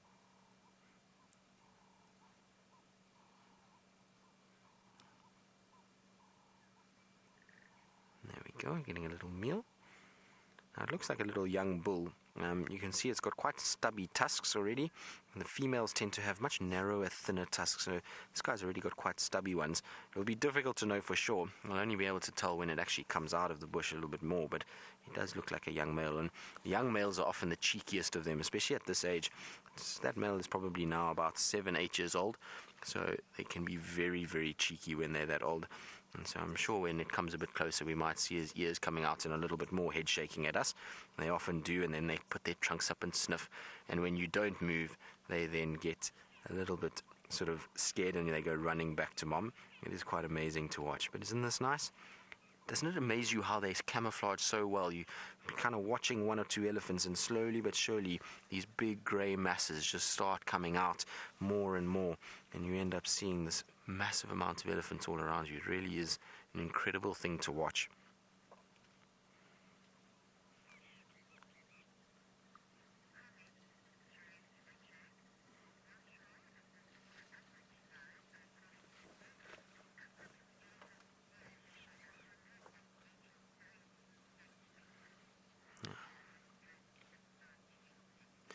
All right, so James Richard, thank you very much for this, and also thank you very much for the spider the other day. You told me it was a green lynx spider, and indeed you were correct. It was a green lynx spider, so thank you for that. You're saying that you're not sure if this is right for all elephants, but they say that the average size for an African elephant is 183 centimeters by 114. Now I said, what did I say, 1.5 by 1? Is that what I said, Seb? Something close to that, so I wasn't too far off. But yeah, 183 is quite big. I mean, that's almost 2 meters, so they can get very big. And I wonder if there's, like it says, there is an average. So I would love to know what the actual biggest ear is that's ever been recorded. That would be quite something. I wonder if there is a sort of set of data on that, or an individual whose ear is bigger than others. It would be really interesting to know, especially if you think about that really large male that they had that's in Angola, that one that weighed as much as it did and was as big as it was. I mean, it was close to 11,000 kilograms, so it was a very, very big animal. And you'd imagine that their ears would be much bigger. Although the males, it's quite funny, when they get a little bit older and they get really, really big, their heads almost get larger and larger, and the ear stays sort of the same size, and almost seems to shrink down, and they kind of look as though they got a bit of an Indian elephant look as their ears get a little bit smaller. They also get very tattied and torn in places from all the thorns and fights that they've been in. So I suppose it does depend on the individual, but it would be nice to know what the biggest recorded ear is. Now I'm going to try and just reposition slightly, because most of the ellies are just going behind the bush here. So let's just see if we can't go back a bit, Seb. But see, there's a gap. We good there? So Seb is going to be my eyes right behind the car, so that we don't go into any tree stumps, because there's quite a few here. The ellies have obviously been busy here in times before and pushed over a few different trees. Now there we go, they're just starting to come out, Seb. That's quite nice.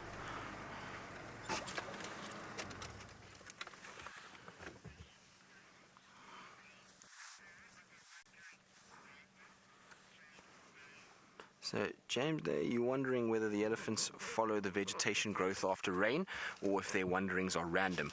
Well, no, their wanderings are not... Sorry, I'm getting a bit tongue-tied. Their wanderings are not random. They do follow rain and growth. You'll find that in this area in particular, when we have the fruiting of the marula trees, elephants start arriving en masse, and then you'll find the males will come in, and so you get them coming in to make use of that particular food source.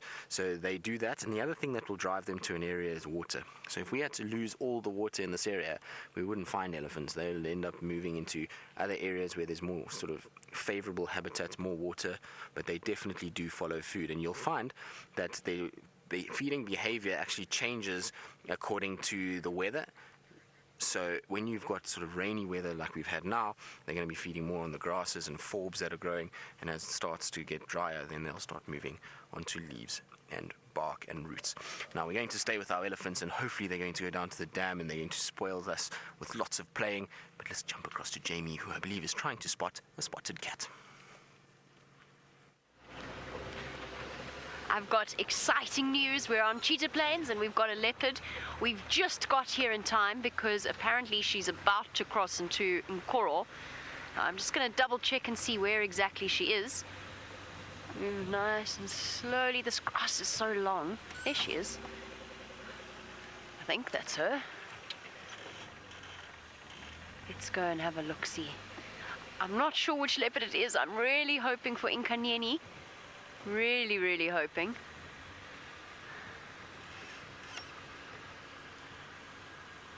Sorry, let's just see. Ferg, can you spot spots? Not yet. Where is she? She's in the block. Okay. Perfect, thank you. Sorry, I was trying to get hold of you just to come quickly before she crosses. Let's catch up with her. She's so close to the boundary. I still haven't seen Nkanyeni. She's one leopard that I have not seen here. I think, though, from what the guards are saying, there she is. I think it's Kuchava, which is also very exciting. Kuchava, of course, is the daughter of Tundi, granddaughter of Karula. There she is. Let's see who this is. Oh, goodness. Long grass and spots. There she goes over there. Which leopard is this? Can you see her there, Ferg? I don't want to get too close if it is Kuchava. She's not 100% comfortable with vehicles. She's not nearly as relaxed as some of our other leopards. Where did you go, sweet girl? There she is, there she is, there she is. Just behind that silver cluster leaf. There she is. Wonderful. Well done, Fergus. Spots in the grass. Oh, which leopard this is. Until she pops out.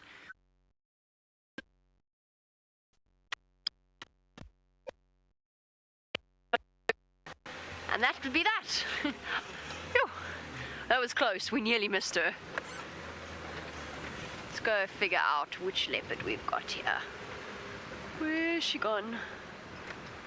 Let's just make sure I'm not about to miss if she changes direction. No, she's not changing direction. Let's go get ahead of her. And then I'm going to need your help, because if it's in Nkanyeni, I've never seen her before. I will not know. And I've only seen Kuchava twice, both times very briefly. Let's not block her. I don't want to block her at all. I don't want her to make her feel uncomfortable.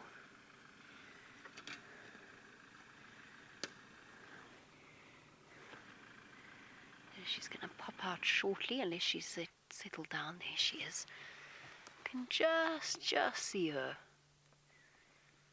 Well, at least I can. Is that her there, Ferg, or am I imagining things? There she is. She's just in front there. That's it. That is her. Believe it or not, at the base of that fallen over dead tree, there's spots there. I promise you I can see spots. Am I going mad? Maybe I am.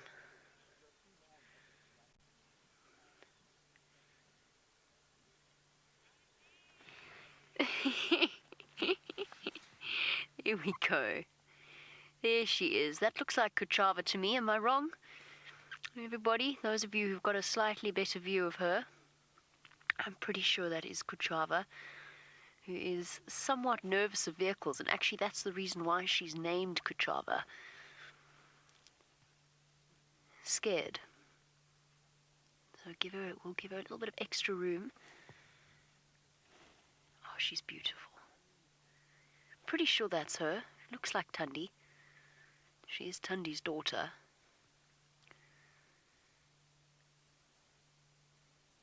Oh, shame. She's sat down so close to the boundary. The poor people on the other side have been waiting to see her.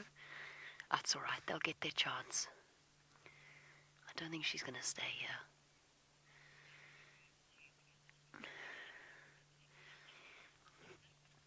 We're going to sit with the pretty cat, whoever she may be, while we wait for her to become slightly more out into the open. Let's head... Oh, hold on, Bex. Can I... Hold on a sec. There she is. She's out in the open, moving straight towards us. There we go.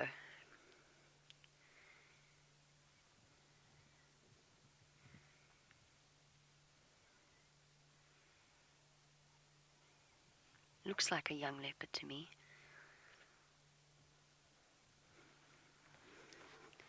I actually initially thought I was on my way to Vutomi, so this is a really lovely surprise. Not that Vutomi wouldn't be wonderful, but this is not in Kanyeni, is it? There she goes. Well, I'm really glad to catch up with her. It's been a very, very long time since I last saw this particular female. If it's her, you can of course confirm that on hashtag safariLIVE on Twitter.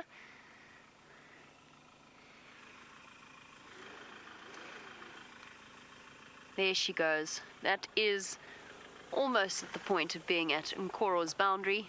There we go. Off Cheetah Plains. Across the road. And north into Nkoro. We'll stick with her till she vanishes away from us. We were very lucky. The vehicles all let us come ahead of them because we of course can't drive on this particular property. So it swings and roundabouts for our new viewers.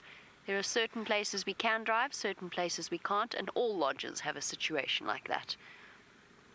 Just to make sure that the land is not overpressurized. There she goes. And she's vanished off into Nkoro. Okay, while we figure out who she is, let's send you back across to Tristan with his elephants. Well, at least Jamie got to see her. I would be quite interested to know who it is. We haven't seen Kuchava for quite some time, so it would be nice if it was her or any other. Maybe this is this unknown leopard that was mating, although if it's very small, then I would imagine it must be Kuchava. But these ellies are slowly but surely just coming closer and closer, and we're being absolutely spoilt in this late afternoon light, and this herd is so nice and relaxed. They just seem to be very chilled with us. Now, what's quite interesting is I was saying earlier that they will follow food. Now, you can see this elephant is right at a bush with very bright yellow flowers. Now, you would think the nectar from those flowers would be really nutritious and that they'd want to, but for some reason, they don't want to get involved. Hello, my girl. Come look at this little baby, Seb. He's got little babies coming bouncing down the road. Hello, guys. Are you guys slowly going down for a drink? Isn't this amazing? Absolutely incredible. There's one Ellie that just decided to destroy the road while it walked across, dragging his feet. Hi, guys. And there's always one that has to come with the head shaking. Hello. I think that's our naughty boy from earlier. Like I said, I'm sure he's going to do the same thing. And you can see they're now heading down towards the dam cam. So if you are watching the dam cam, it'll be a good place to just see and, well, with us as well. But they are slowly moving down that area. I'm going to just try and get back down towards where they're going to drink so that we can maybe just see them drinking. Now, there will be a vehicle that's going to come past us. Andrew from Cheetah Plains is with us as well, so he's also admiring this beautiful sight of these ellies moving through the grass. Now, I just want to quickly reposition myself. Seb, are we good to reverse there? Oh yeah, lots of space. Lots of space, okay, good. Hi, Andrew.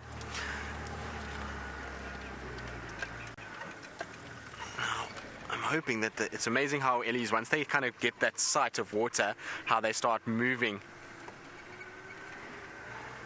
So, Val, you say that I'm definitely the elephant whisperer. Well, I think it's Sebastian, because we've got Sebastian on the vehicle again.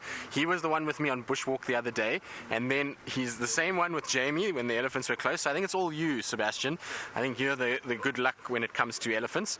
Now, we are going to let another vehicle just come past so that they can see the Ellies and let them get into position. I think we are going to try and get ourselves into a good position too, because what I think they're going to do is they're more than likely going to drink from this little section and then they're going to come down to the dam. So I want to try and position myself a little bit lower than them, and then maybe we can get them sort of at eye level as they come down the hill, which should be quite nice. So just going to try and see if I can't just get in here somewhere. But yes, we've been very spoilt with Ellies lately. They've really given us the best time, and we've had such an amazing weekend with them. And Steph had a great sighting of that male. How he managed to get out of that unscathed, I'm not quite sure, but it was really quite something to watch Steph with that big male for the TV show yesterday afternoon. And then we've had these herds that have been around, which has been really special. Now, the light is a little bit difficult where we are because of the sort of angle of the dam and how everything works, but I think this should be quite good. What do you think, Seb? Seb is giving me the thumbs up, which is always good. You've got to make the cameraman happy. They ultimately make things happen for us. It's quite nice now, actually, as they're going down the hill, they're creating quite a bit of dust, and that dust is being illuminated by the sun's rays there, you can see. Isn't that pretty? So those of you who like to take screenshots, isn't that a beautiful sight? And there's the little babies just come down the hill, so had no problem negotiating the hill, unlike our little baby that Jamie had the other day that was struggling to get up the hill. And I'm quite surprised they haven't actually drunk. They've kind of just gone straight past the water, and they don't seem as though they're going to come and drink here either. Although maybe they've eyed out some nice lush grass that is growing there. You can see there's bits of green vegetation that are growing through the mud, and that would have been because as this dam is now starting to dry out, and there's sort of nutrient-rich soil that's still very moist, and there's going to be plants growing up from there that could be very nutritious for elephants. So I would imagine that's why they're coming to this area.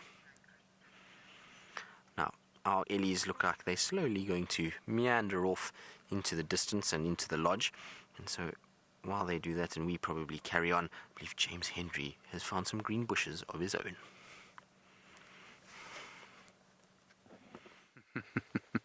I have, yes, found some green bushes to hide behind. This particular green bush is called Combretum calinum, or the variable bush willow, and I'm sitting where either a buffalo or a rhinoceros, I think, was fast asleep at some stage during the course of today. We've left Herbert, or Herbert has left us rather. He has wandered off down there towards the setting sun, towards the pans where we have often found Shongile and Hosanna.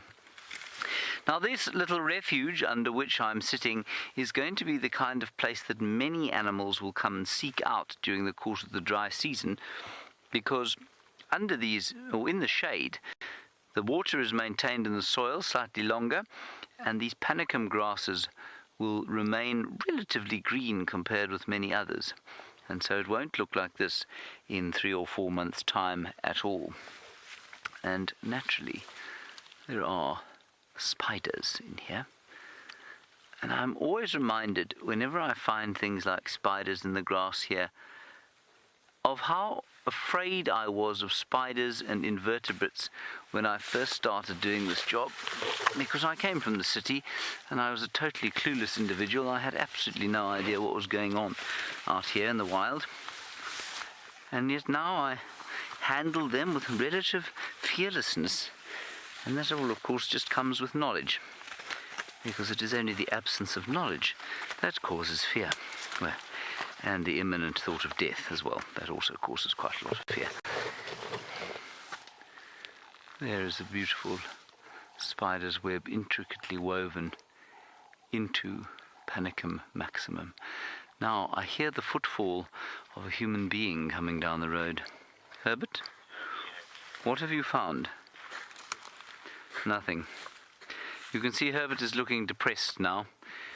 Are you feeling depressed, Herbert? I'm sorry about that. But you're still trying. Good, thank you very much for still trying. We are, of course, trying to find the tracks of Horsana further, but we haven't had any luck. We've had a lovely walk down through the bushes, but I'm afraid actual tracks of the animal we seek have eluded us. Now, I was wondering if I might prevail upon you to give me a little bit of help, because this monkey pod here, Zinnia Peruviana, is currently being chopped out all over the reserve by a group of people called Working for Water. And Working for Water is a government sort of, government-private partnership. And what they do is they come into areas like this and they chop out alien vegetation. Now, I was, and I'm slightly embarrassed to say this, fairly convinced that Zinnia Peruviana was not an alien Senna, but maybe it is. So if one of you would like to put me right on the subject, that would be wonderful. And certainly I think we do get various indigenous Senna species, but clearly this one isn't one of them. And this is the most easily most easily identified by the yellow flowers when they're flowering. Careful there, Craig. Yeah, you're starting to sound like a charging bull elephant. And they've got that kind of rotten bean smell, which isn't very nice at all. Ugh. Alrighty, so we've had one leopard. We're going to continue looking for this one, and right now you're going to see something that I think is my favorite antelope in the whole world.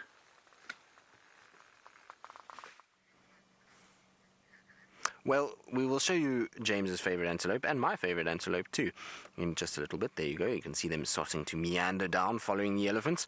I wonder if they think they are part of this elephant herd.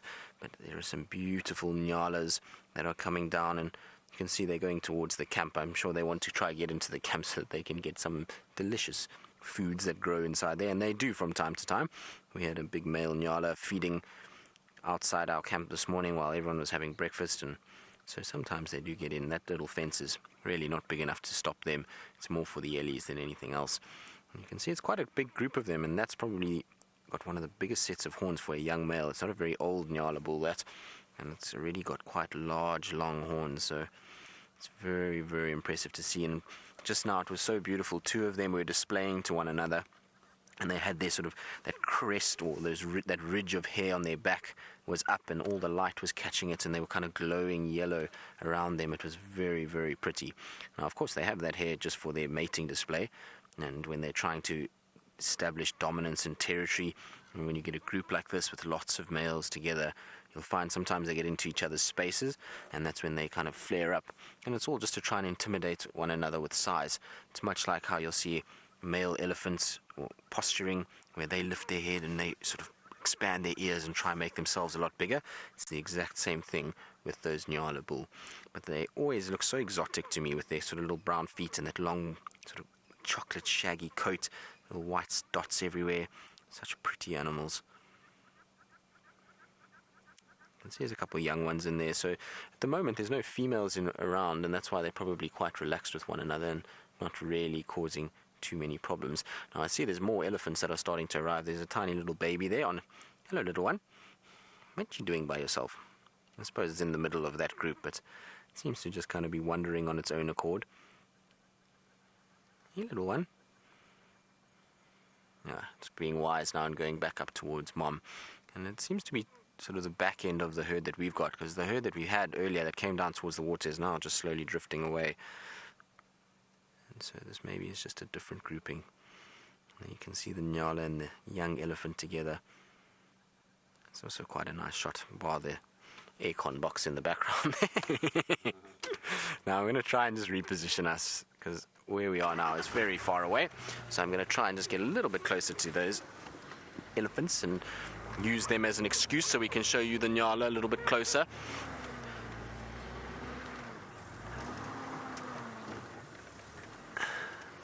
Right, now I've just got to negotiate a little furrow here. Oh, that wasn't too bad. I thought that was going to be worse. Now, when I drive here, it reminds me of our frogging day when Taylor, myself, and James were climbing around. And this is basically where we were doing it, in amongst all this vegetation. So it was no wonder that everybody was getting thorns in their feet. There are paper thorns everywhere here. And it was at that stage, it was just after the rain, so it was all flooded. So we were clambering around in without shoes on. And I think James got punished more than anybody, but there ended up quite a few sort of thorns in feet and much yelping and wailing as we were going along. Now I see why they were not drinking here, because no water here. So you can see at the moment it's all dry.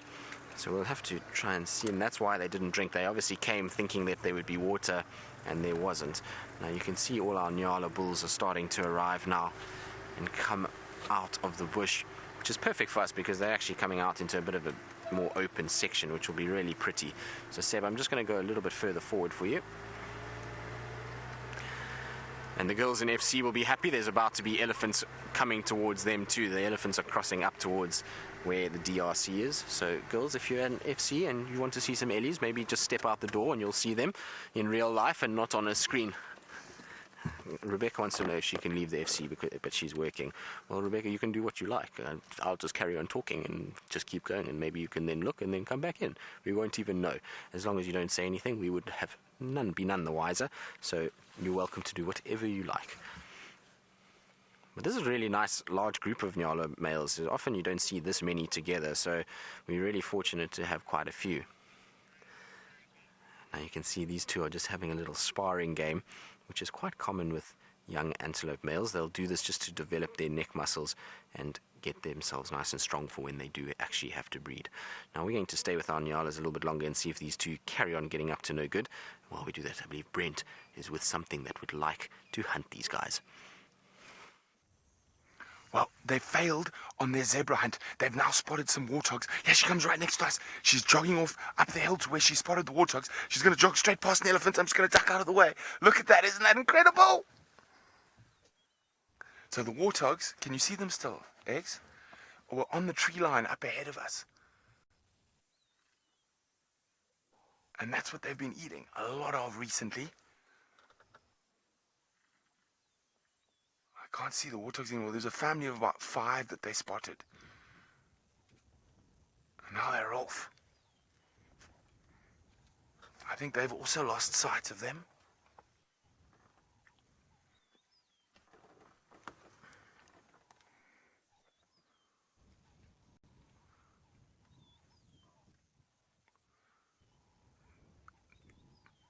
Now, the warthogs at this time of the day are heading back to their burrows to try avoid lions in the dark, but these lionesses have spotted them before they manage to get there.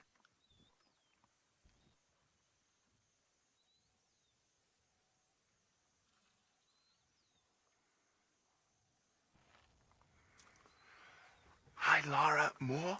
Lara Moore would like to know, will the elephants affect the lions hunting? You can see these are 2 big Ellie bulls. They really couldn't care less that the lions are around, and they're no threat to them. So they basically have just ignored these lions as they've walked right around them. Even when they had a go at the zebra, it was very close to the Ellies, and the elephants did not even bat an eyelid. They carried on munching on their lovely green grass.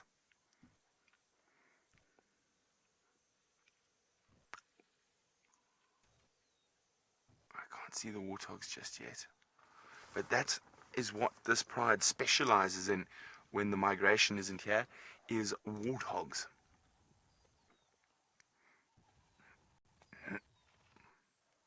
Oh, they spotted something else now.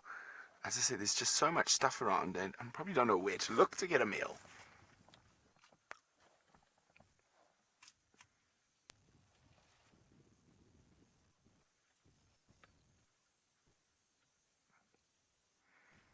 It looks like she's going to go up that termite mound.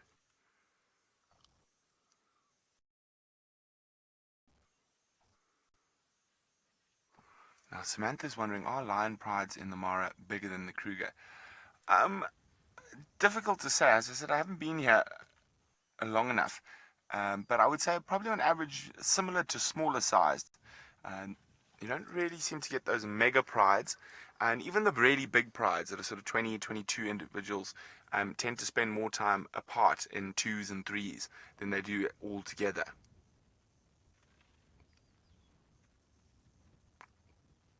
It's probably just because there is so much food around. You don't need a really big pride to tackle buffalo and hippo because there's always zebra and there's lots of warthogs and topies and Coke's hartebeest and all sorts of things out here. Now, I can't see where the warthogs are going. I'm just going to move forward a bit.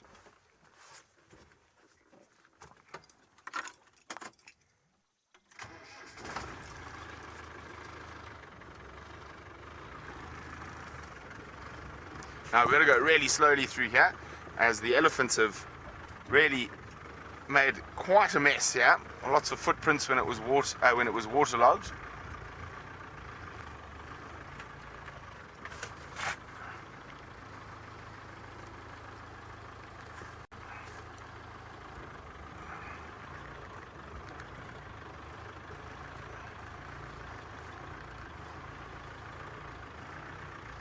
You're watching for holes, Eggsy. So we've got to be very careful when we go through here. Oh, we've got this beautiful big Ellie. I mean, he is so relaxed. He's got lovely long ivory.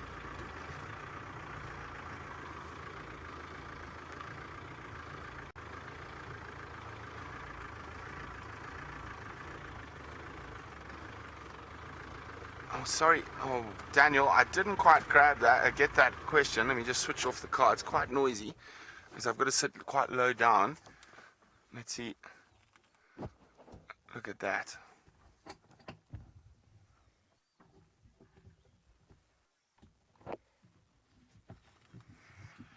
Now, Daniel's wondering, is it common for lions to hunt warthog? Yes, it is, Daniel. They're one of the lion's favorite foods. Doesn't matter where you are in Africa. And I've actually seen lions spend a long time digging warthog out of their holes even. I think those pigs might have got lucky because I think the lionesses have lost sight of them.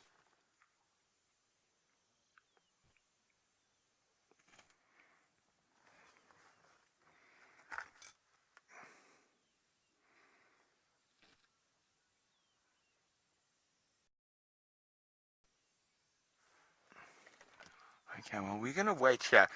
Now,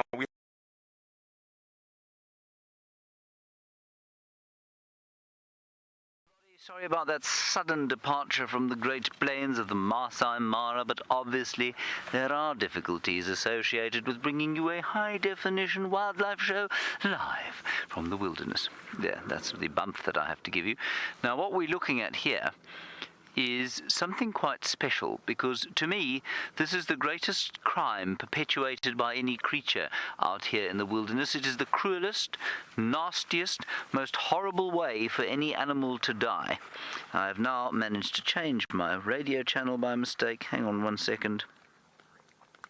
I'm back on the right one. And what we have here is a garden orb-web spider, and it is not dead. I know it looks dead. It's been dropped here by its eventual killer, but it is paralyzed. And the spider hunting wasp that grabbed it, I'm just going to touch its bottom. Yeah, it's not moving at all. The spider hunting wasp that has paralyzed it has gone wandering off into the bush here, and I think it's digging a hole. We'll have a look there now. We will move away from the spider so that it can come back and take it. But what they do is that they paralyze the spider so the spider is alive, and then they lay their eggs inside the abdomen, and eventually, of course, the little larvae will hatch inside the living spider, very fresh food, of course, and then eat out the inside of the spider while it is still alive. Now, of course, a spider is possibly not as conscious as we as human beings are, and so therefore it probably doesn't realize what's happening to it.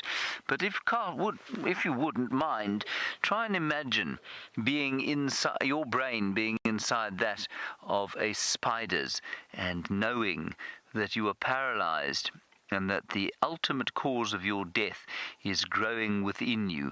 And I just think that there is possibly an alien story in there somewhere, isn't it? Quite terrifying, knowing that there was nothing you can do about it, and there's no ways that you could ever not be paralyzed anymore, and that death was nigh. I think it's terrifying stuff. Anyway, this thing is now paralyzed. It's been left here waiting. It's not stiff at all, which of course it would be if it was dead. Oh, shame.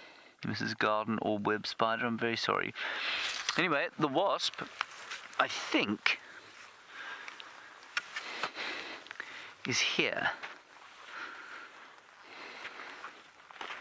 If you look over here, there's a hole there, and I wonder if the wasp isn't about to bury that spider in that hole. Can you see it there, Craig? The hole or the what? No, the hole, not the wasp. Yes, well done. Good. Right, well, we leave the spider to its horrendous fate. Apparently, Jamie, a.k.a. Jerry Seinfeld, is going to tell you a funny story in the golden light.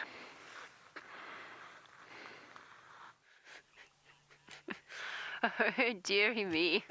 I'm not sure if I can live up to the Jerry Seinfeld reputation. So, first of all, I've got an apology to make and throw myself down upon your mercy. I can try and excuse myself, but I'm not going to. As that leopard walked away, beneath the tail were two very glaring clues as to my mistake. Two very glaring differences that you don't see in a female leopard. You don't see in many female animals at all. That was Vitomi in the grass. I didn't get a good look at him. It was a male. I don't know how many of you spotted my mistake. I'm very sorry. It was Vitomi. It was not a female. I couldn't really see, to be honest. It was a young leopard. However, the funny part of the story is, and you should have a good chuckle, I did, was the poor guy that made the call, because they called it in as Tundi's daughter, Kachava. The guy that made the call, there was a lot of mocking going on the Game Drive radio, a lot of mocking. And his response was, guys, it's cold. You know what happens when it's cold. So poor Vitomi, in the cold weather, got mistaken for a female. Most unfortunate, he is a young leopard as well. That also doesn't help, because all of the bits are not where they're going to be in a few years' time. So I don't need to explain any further or in any greater detail. I don't think any of you want to hear any greater detail, but you get the idea. So at least I'm not being mocked as badly as the poor guide. While I slink off in my shame, the light is beautiful. Let's go and look at some pretty antelope in it. Well, unfortunately, the sun in the last few minutes has just all of a sudden raced downwards and has ruined our beautiful backlit wildebeest that we had. They were all coming across the plains, and it was really, really very, very pretty. But unfortunately, you can see it's just up behind the trees now, so all of our wildebeest that had these golden manes running down their backs are now a little bit more dull, unfortunately. And you can see everybody's trying to get this little bit of water that there is. It's quite interesting how they don't drink from the main part of Gari Dam, which is really nice. There's lots of water available there, but they're all congregating around where this pumped water comes out at the pan. So you can see there they're all congregating. So they're looking for water, and the little babies are getting excited. Isn't this amazing? Now, we don't see the migration, but this is about as big a wildebeest herd that you will get in the Sabi Sands. This is quite a large one, so quite a few of them, and they're all rushing down to the water to try and get a little drink. And you can see the little babies are playing a little bit. They're enjoying the fact that they're now going to go down to water. Unfortunately, I think they might be a little bit disappointed, as there's not very much there. Oh, guys, isn't this amazing? Like I say, for us, this is a really, really big group of wildebeest. We don't typically see massive herds in the Sabi Sands. It's normally sort of groups of 10, 15. But you can see here we've got quite a number of them that are busy drinking and coming along, and it's probably because of the lack of habitat. So we've only got a few places where wildebeest can really survive or sustain themselves, and that's normally in these open sections. So quarantine clearings is the best place for that, and that's why you're getting a grouping together of so many. And if you're the male that has this group, you're going to be very chuffed with life, because you've got quite a number of females. And I've seen in the Sabi Sands over my time a lot of males that just wander around aimlessly all on their own, and over time they eventually accumulate maybe one or two females. So this guy's done really, really well with himself, and he's going to be very protective of this group. He's going to try and chase all the others away and make sure that it's just him that stays dominant of them. But I see they're now starting to wander down to the dam, so I'm just going to quickly go that direction and see if we can't get them. Right, now we're going to try and see if we can't get our wildebeest all in a row, or ducks in a row, I suppose, is probably the better term, but we'll use wildebeest. And while we do that, I believe James is on foot with a rather large spotted creature of his own. Yes, it's a giant leopard. No, it's not. It's a giraffe.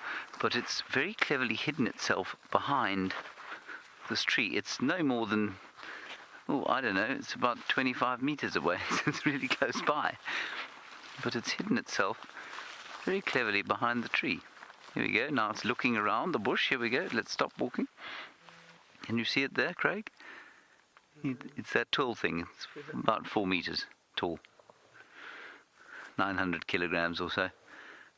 Got it there? Yeah. Sort of. Okay. That's a giraffe cow, and she is seriously close by. And I think the reason she's close by is that a game drive vehicle has come down the road that she's standing on, and it's sort of inadvertently got between her and her friend. And so she doesn't really want to go anywhere, nor does her friend want to go anywhere. I'm just going to nip across the line there, and let's see if we can't get a better view from here. Oh, Craig, you see, I told you not to wear your bat suit today.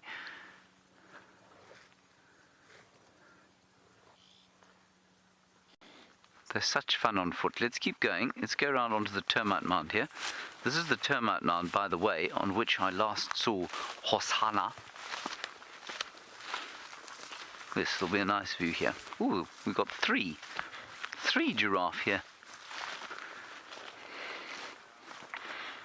Oh, that is beautiful. Look at that. All right, I'm sorry about this. We have to reboot the bushwalk backpack. Let's go across to Tristan with a beautiful scene at a dam. As you can see now, look at the beautiful colors that are reflecting off Gowrie Dam as these wildebeest slowly make their way down to drink. You can see they're just coming through, and isn't that pretty? Now, they're all wading in because that area is just a sort of flooded section. So for them, it's the perfect place that they can kind of wade in and not have to worry too much about crocodiles. The thing about a wildebeest is that it's always going to be quite nervous of a crocodile, particularly in places like this where you get big water sources. And that's why they try not to drink out of here. That's why they first headed to the smaller waterhole to try and see if there's not water there, because that's much safer for them to drink at. But isn't that pretty? What a beautiful way to spend the afternoon. You can see the sun is just going down behind the treetops there. So it really is quite nice. There's a few clouds as well that are reflecting the light. So unfortunately, it's just the balance of dark and bright is quite difficult, but very, very pretty indeed. I think our wildebeest have slackened their thirst and are probably now going to go back into the open area because they know now it's this time of the night when the predators will start get going. So you'll find that they'll now try and position themselves in a more open section that they can then see if there are any predators around. It almost looks like we're on the banks of the Mara River. For sure. It's quite interesting. And we're going to see some amazing wildebeest sightings over the next few months. I'm very jealous of Brent and James and Jamie and Steph. They're going to have the most incredible sightings of that migration. It really is just something unbelievable to witness. So they are definitely going to have a great time. And look at some of them rolling in the mud. You can see they're kind of packing mud on their horns, having a good roll around. Is that good? Let's see if it's going to roll all the way over. Nope. So you'll find the males do this a lot more than the females. You tend to find males doing it just one from a scent marking point of view. If there was a dominant male, he would do it. And they've got preorbital glands, so these glands that sit just below the eyes, and those will kind of make a scent, and other wildebeest will know there's a dominant male. But they're also doing it to keep their skin in good condition. Zebras do it quite a bit. They'll roll around in mud, and so they do it just to kind of exfoliate the skin and get rid of all the little parasites and bits of loose skin cells that they may have. And a lot of the time it'll pack mud onto the head area and emphasize the size of the horns. So it's all kind of part of that display. Well, that's very cool. It's nice to see so many of them doing it. It's not often that you actually see as many of us. There's normally just one or two that do it, but I think with the opportunity of so much mud, that's why they're all taking advantage. And you can see it's mostly young males that are doing it.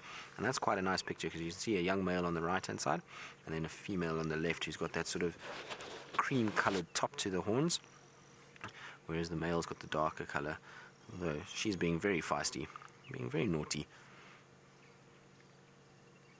Look at them playing.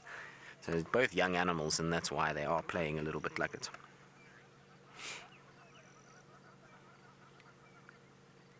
Here comes one of the adults to sort this out. Enough of that, everybody. There we go, off we go. I think that's it. I think everybody's now had their day at the spa. They've got water, and now everyone is happy that they've got mud, sufficient mud all over them. I think they're starting to start moving away, slowly but surely. But the clouds above them really are so pretty. It's difficult now because of the sort of light, but if we punch in on those clouds, they've got this kind of gold coloration on them. It really is quite amazing. So we'll have to just adjust slightly for the sort of brightness of the sun. But there you can see the colors.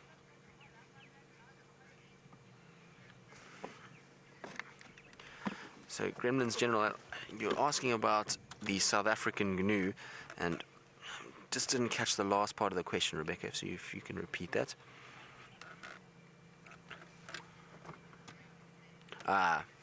So you're wondering if it is a breakaway from the Great Migration. Well, no, the Great Migration is a different species of wildebeest. So this is the blue wildebeest that we get here in South Africa, and the one that you'll be seeing in the Mara, I think a white-tailed wildebeest, if I remember correctly, that are that side, and so it's a different species altogether. It's a very long way away from where we are. It's about 2,500 miles from here to Kenya, and so those wildebeest are not spread that far, unfortunately. And here in South Africa, because of the sort of way that our distribution of rain falls, there's really no need for the wildebeest to be massive migrators. They can move around within the sort of area of the Kruger National Park and don't have to cover nearly as much distance in the numbers that they do in Kenya, and so they're not an offshoot of that. It's just a completely different species in a different part of the world. Now, I think that's all that we are going to have for the wildebeest. They've now all left that area, and I think now is going to be a good time to start heading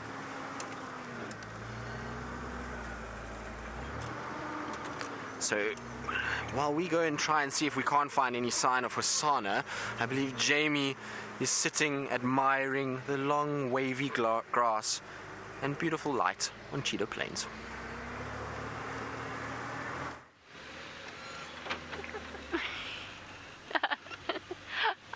Funnily enough, Rebecca, because Rebecca's a bit confused as to Tristan's thought about me admiring the very long grass. I was actually admiring the really long grass. The sun was shining through it. It was beautiful. I assume he's making reference to the fact that Cheetah Plains is grass up to here in certain places.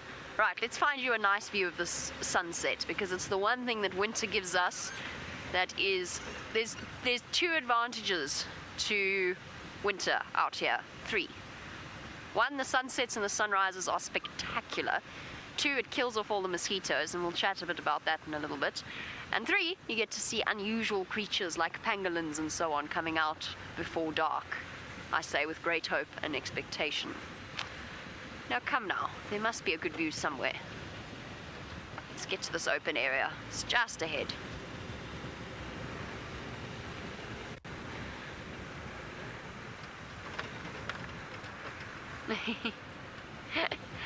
Before Tommy's gone into the lodge itself now. Unfortunately to the north of our traverse area. Okay, Ferg, this hasn't gone according to plan. I keep thinking just around the next corner we'll get a good view. And it hasn't quite worked out that way. Okay, just around this corner we're gonna have no view at all. Oh well, I tried. It's a pretty sky nevertheless, is it not? It's a really lovely sky. Let's sit for a second. Take some time to stop and stare. Take in the ambience. The sound of the vehicles off-roading after a leopard we can't get to.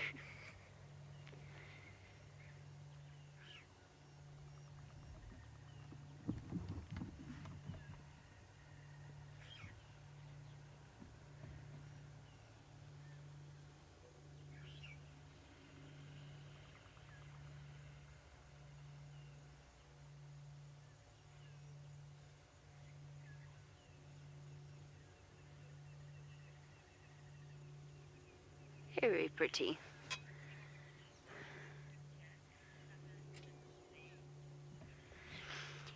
Now, George, while we watch the beautiful wintry sunset, with the sort of high up cloudy cirrus clouds, that sentence went wrong. George, you want to know whether or not there are winter and summer animals here. Birds, yes. A lot of bird species migrate to South Africa or to the Lowveld during the summer months, which is our rainy season. During the dry months, not so much. But we don't have a mass migration in the way that they do in Kenya. All of our mammal species stay exactly the same. They might shift around a little bit. I know Tristan was talking about that with the elephants. In terms of resources, where they go, where the best grasses are, where there's nice food and plenty of water, they'll move around a little bit. But we don't get a difference in winter and summer animals.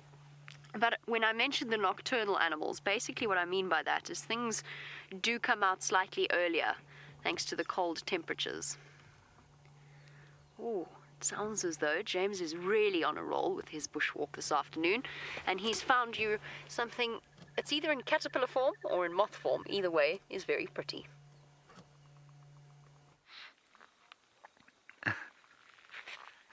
It is pretty, everybody, and you've seen it many times, but it's too pretty not to see again. And it's called a dice moth caterpillar. And it has got these wonderful sort of filaments that they call them. And the filaments, they reckon, are there to disguise it. Now, as we saw with that spider, it had been murdered, well, nigh on murdered by the wasp. There are many, many wasps out here that eat caterpillars.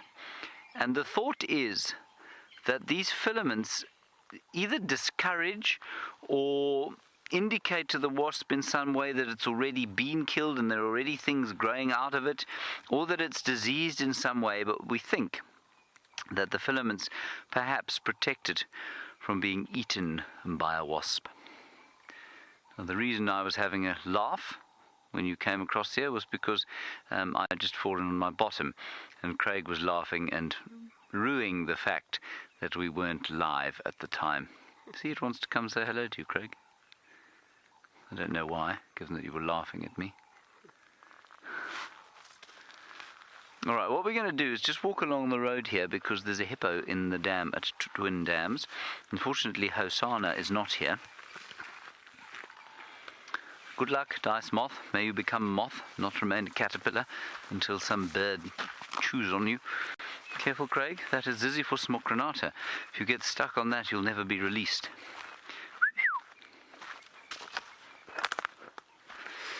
And I didn't know that. Thank you, Rebecca. Apparently Craig's nickname is Zizzy.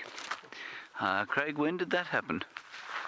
I was on a shoot in Namibia last year. You were on a shoot in Namibia a year or two ago, and you got caught on a Ziziphus? Yeah, for like 5 minutes. For 5 minutes? Good grief, man. You must have lost years of your life.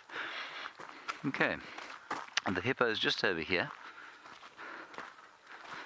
I was just whistling there, by the way, because Herbert was standing on the dam wall with a companion. There it is. Now, this time of the day, you don't want to be spending too much time too close to a dam with a hippopotamus in it. We wouldn't mind being up here. It would leave us alone. We're in no way threatening its existence.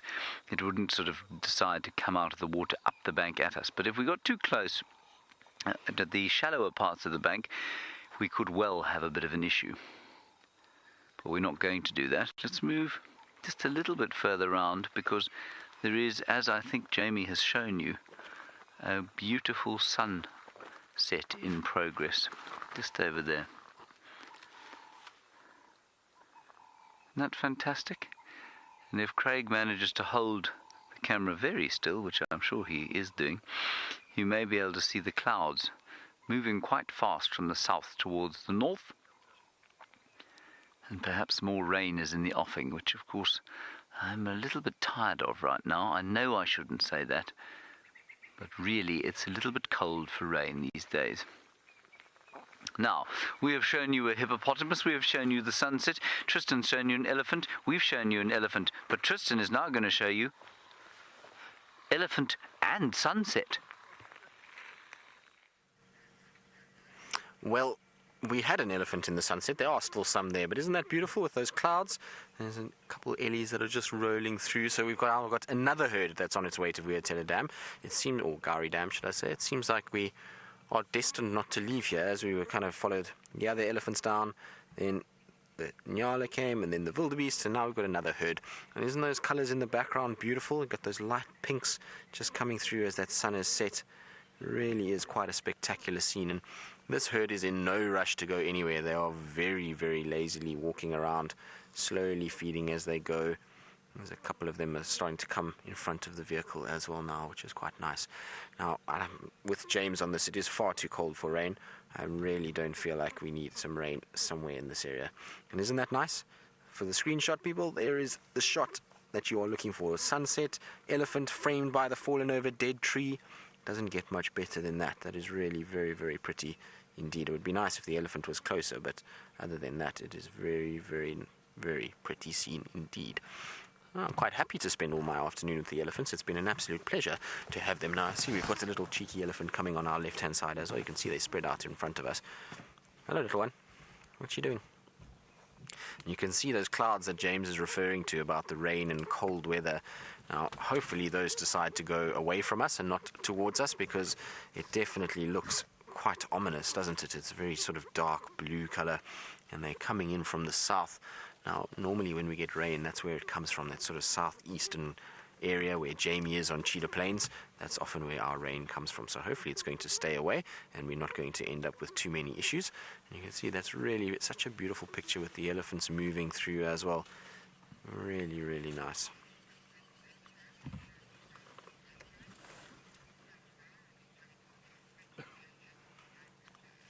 Now, we're talking about cold weather and that it is getting a little bit colder, which means that is the sign that winter is upon us. And so just a reminder to you all that we will be starting a little bit later from tomorrow. So tomorrow morning we will be starting at 6:30 Central African time and not at 6 o'clock. So remember that we will be a little bit later, and that's just so that we can be in time with the sun, because as we start going into winter, so the sun rises a little bit later, and then we spend a lot of our time driving in the dark.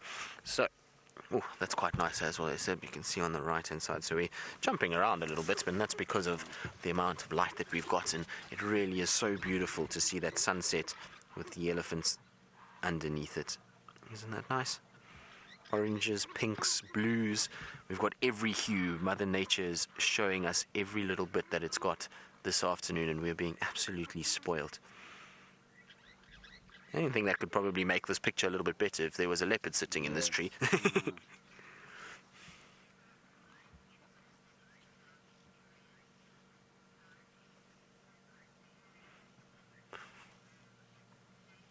World of Stacy, you're wondering, is there more Djuma more water at Djuma, sorry. More Djuma at water, that's not correct. More water on Djuma than the surrounding areas, and that's why we get so many elephants? Well, no.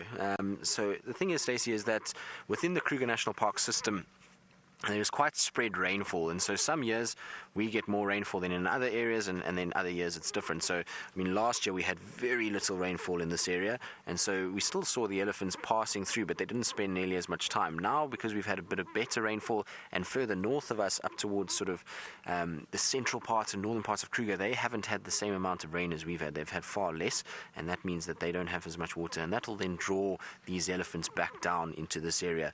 But the Kruger National Park really has a very strong population of elephants. There's about 18,000 of them spread across the 8 million acre reserve, and so they're populating this area a lot, and there's a lot of babies that are coming in, and so they're spreading out, and that's why we see so many elephants around here. Also, we're in an area of the Kruger that's very favorable for elephants. We've got a mixed wooded savanna, which means we've got lots of trees, lots of grass.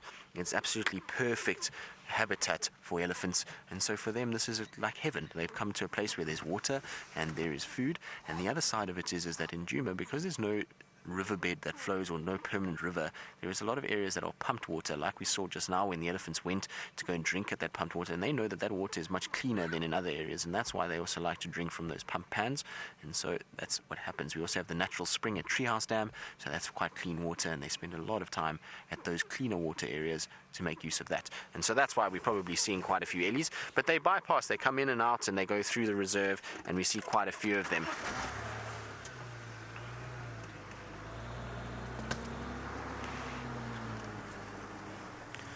Andy and Julia, you're wondering if there's any difference between the elephants here in the Sabi Sands and the ones in the Masai Mara. Well, they are the same species of elephant. There's no sort of difference. It's not like the forest elephant versus the savanna elephant. So they all are savanna elephants. But what you'll find is that, and this is just from chatting with Brent a little bit in the last few days, I managed to have a phone call with Brent last night, and he says hello and wanted to just have a chat about things at Djuma, and he was telling me that the elephants there, in his opinion, are slightly smaller than what we see here, but other than that, they are very similar. We also find that our bull elephants here tend to be very big-bodied elephants. They tend to have really large heads, very, very thick tusks, not necessarily the longest, whereas in the Mara, we'll see a lot of the females will have quite straight, quite long tusks, whereas the males there don't really get as big a tusk sets as what we see sometimes here with our bulls. And that's the sort of major differences. Otherwise, they really are very, very similar. You'll also find the elephants there have a sort of different feeding pattern to what we have here. The elephants there make use of a lot of the grasses, and whereas our elephants here in the winter months will go into almost 60% will be trees and other sort of roots and tubers, and they'll actually leave the grass alone. Now, this herd is really, really big. The more I'm sitting here, the more they are coming out. They're just stretching all over, and so it really is a massive herd, and it's quite something. I actually want to stay with them only because I want to try out a little bit of IR with them. I think we might have our infrared lights, and wouldn't it be amazing to be able to follow this herd in infrared and see them in the darkness and what they actually get up to and whether or not their behavior changes a little bit, because we spend so little time with elephants in the dark because they're not a huge fan of lights, and so we try not to shine on them and we don't want to disturb them. But now with our infrared, we are using lights that are not disturbing the animals in any way. It's at a wavelength that they can't pick up, and so they go about their normal business, and it's going to be really cool to see. But isn't this little baby cute? Hello, little one. You are very cute. It's probably about a sort of 2.5-year-old baby, or maybe closer to 3. You can see the tusks haven't quite come out yet. Normally when they reach about sort of 4 years old, those tusks start to show for the first time. You can sometimes see it a little bit earlier, but it's a good indication when you don't see those tusks just yet, and it's above the height of its mother's stomach, and it's normally a little bit more. Oh, that was such a cute moment, but I've missed it because we're behind a bush. But the little baby went and greeted one of the other adults. Now, what's wrong, guys? You all seem a little bit grumpy. I'm going to go back a little bit and just try and get in front of them. Sorry, Seb, I've positioned us quite badly here. But let me see if I can't just find a better place, because it seems like they're all starting to come together now, which is great. And they are more on their way.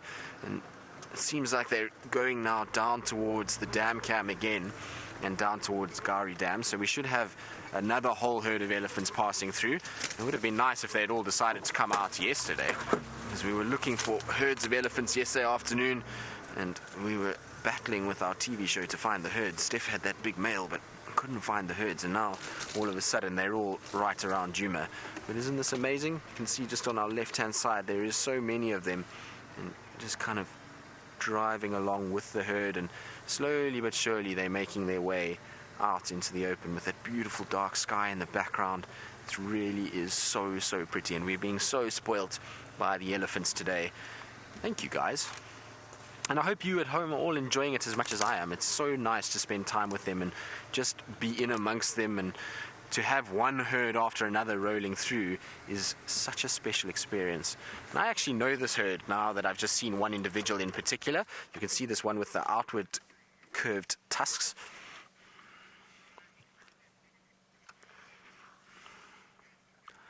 So, Lady Starfire, you're wondering if there's any difference between the behavior of the Mara elephants as opposed to the Kruger elephants. Well, I think that's probably a good question for Brent. Brent being up there might know, oh, we're up to shenanigans now, 2 boys playing around.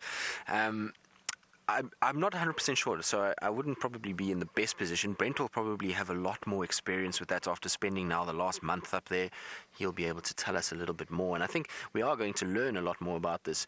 You know, all of us while maybe some of us have been there, a lot of we don't know the place very well. None of us have really worked for long periods of time in the Mara, and so it will be a sort of learning process with all of you. And it's going to be interesting to see if there are major differences. And I'm sure Brent has already sort of noticed subtle differences, and it'll definitely be good to chat to him and see what he thinks as to what the difference in behaviors are. I would imagine that the elephants there are far more sort of dependent on moving towards the river and then back up into the valleys at night to feed. And so you're going to end up with a situation where here our elephants kind of just move through the wooded savanna and they eat as they go, whereas there I think they go up into the valleys where it's a bit more wooded.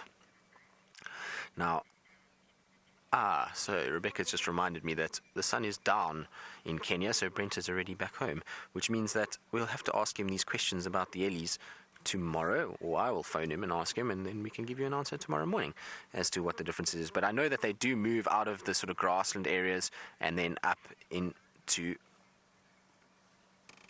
the valleys at night where there's a more wooded area that they can feed off. Now we're going to just sit and enjoy and put our infrared on, and while we do that, I believe James is sniffing plants and he can smell something interesting.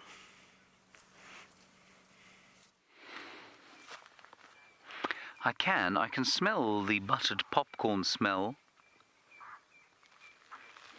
I heard some impala shouting, but they're fighting with each other. The buttered popcorn smell of a leopard marking, or a genet perhaps marking, is very close by here. And this is a guarri bush. And on a guarri bush we know the leopards like to mark because of course nothing eats them, and so the scent lasts. Clearly the leopard is not the only thing that likes to mark here. That hippopotamus we've just seen likes to come along here in the morning or in the evening, and he walks past this bush, and here he sprays his dung by going to the loo and flapping his tail side to side. It sounds something like this. And that is a very important sound if you hear it in the bush when you're walking along, because it means, take care, there is a hippopotamus afoot. Then I picked myself a little flower. It is a plumbago. It smells like nothing, but it's very pretty and it's sticky. So I'll just stick it to myself there. And the other thing I was smelling are the flowers of this guarri bush. And it's an Natal guarri, and they smell weakly of carrion. So they smell very weakly of sort of rotting meat. And I'm pretty sure that they must be pollinated by the similar kind of nocturnal moth that pollinates the Gymnosporia buxifolia, or the spikethorn, which smell very strongly of sort of mothballs mixed with rotting meat in the night. So I think that's what's going on here. But let's just walk slowly along the road, and we'll see if we don't pick up some tracks of a leopard as we go, because something has marked its territory around here. It is, as you can see, getting dark, but we are going to get a lift home, so don't worry, we will be fine. I know that many of you were thinking, good grief, they were only just at Twin Dams. How will they make it home before it gets dark? And you need fear not. You may rest easy and breathe easy. We will be picked up shortly. I'm just going to smell through here. Now, Stacey, we've spoken about rain, and you say, is it normal for us to have rain at this time of the year? Should we not be finished the rain? Should we not be going into the dry season? And the answer is absolutely we should be going into the dry season. It's not unusual to have bits and pieces of rain now, and even up until September we could have, very brief spots of rain. But I think we've had an unusually large amount of late wet season rain. So we should be going into the dry season now. Now, the elephants have been all over here, but I don't see any further tracks of leopard. So, no leopards at all. Let's continue. We'll just keep checking on these guarri bushes.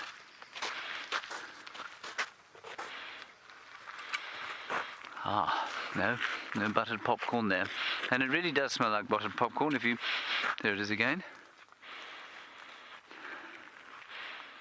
And if you want to know what it smells like, just go across to a movie house or cinema and stand in the popcorn queue, and that's really what it smells like.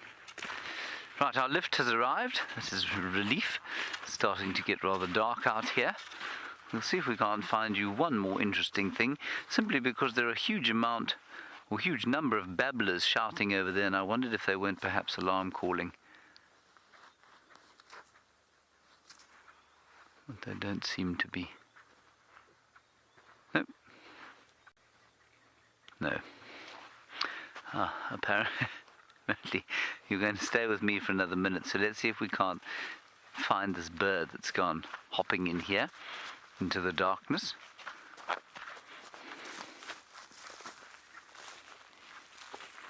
Wait, it's in here. I'm going to have a look here, Craig.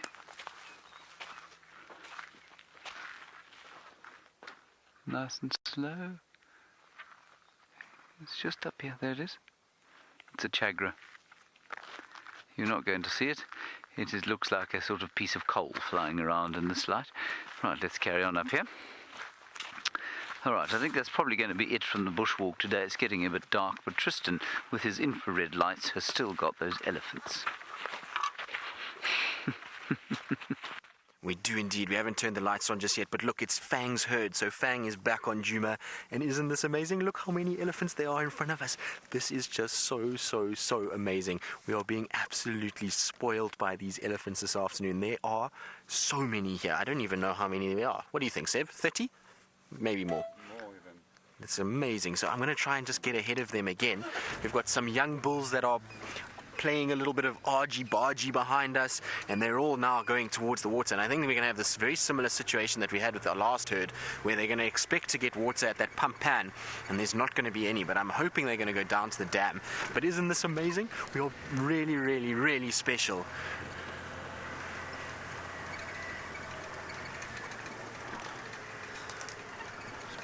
So Augustia, you're wondering what the difference is between Asian and African elephants. Well, there's quite a few differences. So as the herd starts coming through, and there you can see Fang, which is the female with this very iconic tusk that grows back towards her. There she's going. Now, the difference is mostly with size. The African elephants are much bigger than the Indian elephants, and then the shape of the ear. The shape of the ear on an African elephant almost looks like the map of Africa, whereas the Indian one has that sort of map of India on their ear, or the Asian elephant, should I say. Also, the tip of the trunk, an African elephant will have 2 lobes, whereas an Asian elephant only has 1 lobe on the tip of its trunk. So slightly different in that regard. And then the Asian elephant will also have these 2 big bulbous growths on their forehead that the African elephants don't have. Now, this is just so incredible. They are just piling down to the water, and I think we're about to get spoilt with an incredible show down here at the dam. This is amazing. Seb, isn't this incredible? So Seb is excited, I'm excited, and we really haven't had to go far today just to have the most incredible experience. And I'm going to just pull up alongside them, so hopefully they're all going to line up next to us, and we're going to get to watch them just drinking in the darkness. Isn't this amazing? So incredible to spend time with herds like this.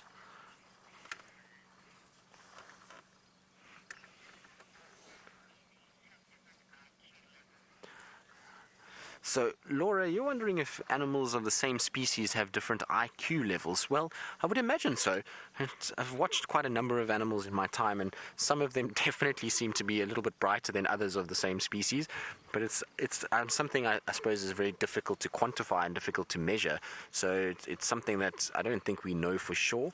But just watching sort of some animals tend to be sort of a lot cleverer than others, even though they are sort of part of the same species. Now, our 2 naughty bulls are coming close, as you can see. And I wonder if it's not worth going into infrared. You want to go into infrared, Seb? Let's try it and see. Isn't this amazing? There is elephants on both sides of us now drinking. So we've got these ellies here. There's a cow and a calf on my right-hand side as well coming down. This is unbelievable. So amazing. And I'm hoping they're all going to line up on our opposite side. And isn't that incredible? That we can now see them in complete darkness, and we're not disturbing them in any way by having this infrared light on, and yet we can still see so nicely.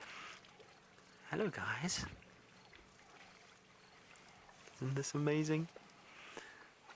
Seb, we are being absolutely spoilt this afternoon. And all of you. And that is the most amazing part about having this largest safari vehicle in the world is that you all get to share in this with us, and to be able to show you sights like this is just so special. And it even seems like they are going to line up across from us. We've got them on the right hand side here, so we literally have elephants all around us drinking. It is the most amazing scene. There we go, there's some more of them. Hi guys.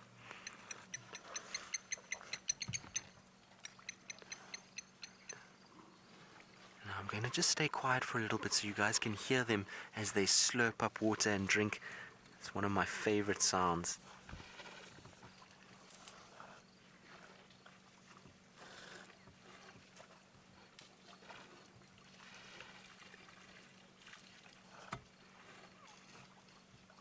Isn't this great? This is so special.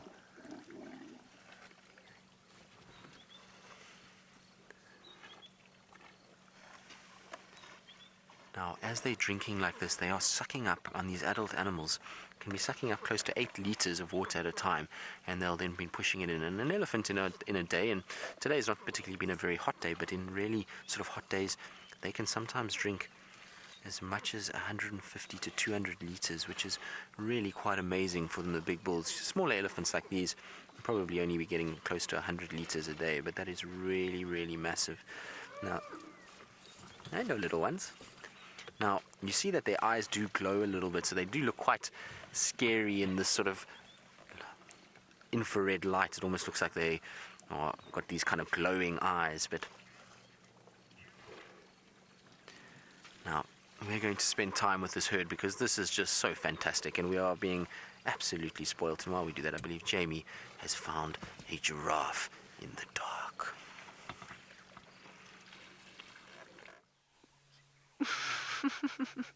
I had found a giraffe in the dark, but now it's gone. Hold on 1 second. I'm not moving just yet because I can hear Impala alarm calling. Just give me one. I just want to hear if they're rutting. Or... no, I think it's rutting. I don't think it's alarm calling. Okay, let's see if we can catch up with our giraffe. It could well be Hosanna around this area if the Impala were alarm calling.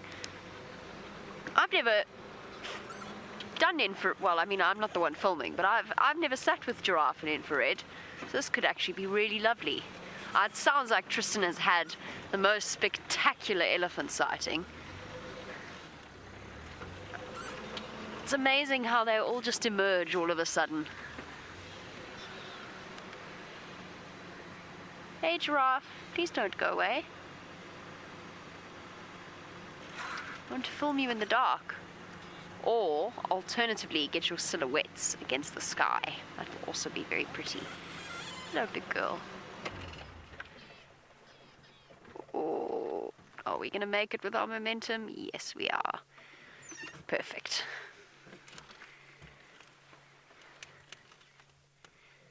Very pretty. I know James had giraffe on foot earlier, and I don't know if he managed to get them on camera or not. But at least now we've actually we've had a really lovely safari. We've had leopard, lion, elephant, giraffe, more elephant.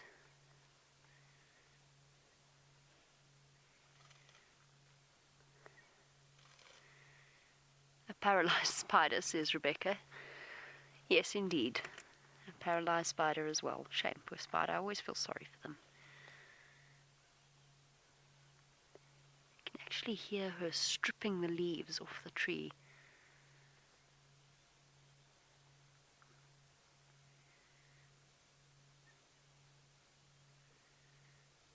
Using that long tongue.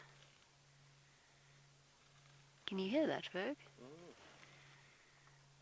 Such a cool sound.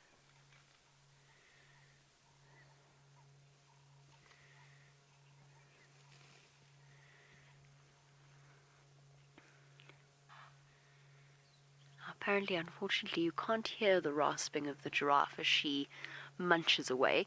And obviously, it is starting to get dark, which has prompted Adele's question. Adele would like to know if giraffe lie down to sleep at night. They do lie down. They don't sleep for all that long.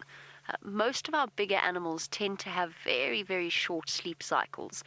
But what they'll do is they'll get down in much the same way a camel does. One at the back and then the front. But they don't go all the way down, so they'll never rest their heads. They'll lie their bodies down, but they won't put their heads down, and that's because their natural resting position of their heads is up. They've got a long tendon that runs down the back of their necks, and that actually keeps their head in an upright position. Now they'd have to contract their muscles in order to bring their heads down.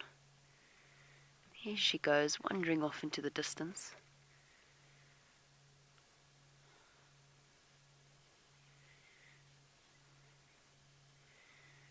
Off she goes. So Adele, they do lie down, and as I said, they don't sleep for all that long though. Obviously, lying down like that does make them more vulnerable, especially to something like a pride of lions. And lions do regularly catch and eat giraffe. Still haven't seen it on our live safari. We've seen the Nkuhumas hunting them before, but I don't think I haven't seen the Nkuhumas on a giraffe kill since I got here. I'm sure it has happened in the past, but I haven't seen it. And the lions where I was working just before this had a special skill when it came to catching and taking down giraffe. They were very, very good at it. Regularly see them on giraffe kills. Okay, I want to go and find Hasana now. That's my plan. And still hearing the odd Impala snort. Makes me wonder whether he hasn't come wandering through at some point. But lights on. Let's go see what we can find. Oh, and Rebecca's got a special request because it's going to be her last directed show for now, at least from Djuma. Rebecca would like to see a bush baby. Rebecca, I will do my best to find you a bush baby, I promise. I will try and find you a bush baby. That's a lovely idea. I'm sure Fergus is very excited to film bush babies. I am indeed, says Ferg. Okay, let's go find a bush baby and a leopard. Or we have a situation like we did when we followed Shungile that one evening. Bush baby being chased by a leopard. There's the Impalalas. I'm not going to shine on them. They're a little bit far for the infrared. And in some dense vegetation, they all look pretty relaxed.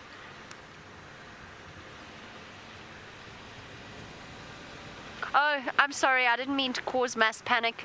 Rebecca's not leaving. She's not disappearing anywhere. She's just going to be heading up to Kenya very shortly. Rebecca, when do you leave?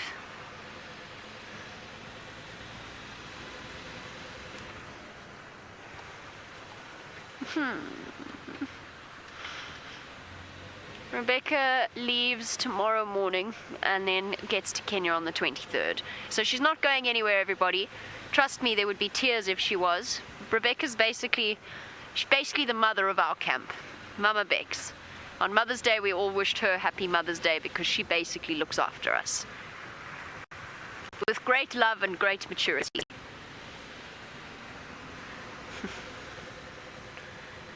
Which is not always that easy in our camp. There's a lot of personalities, which I love. I think it's awesome. She also tells us when to go to bed. Occasionally puts us to bed. Alright, Rebecca, for you, I will try and find you a bush baby.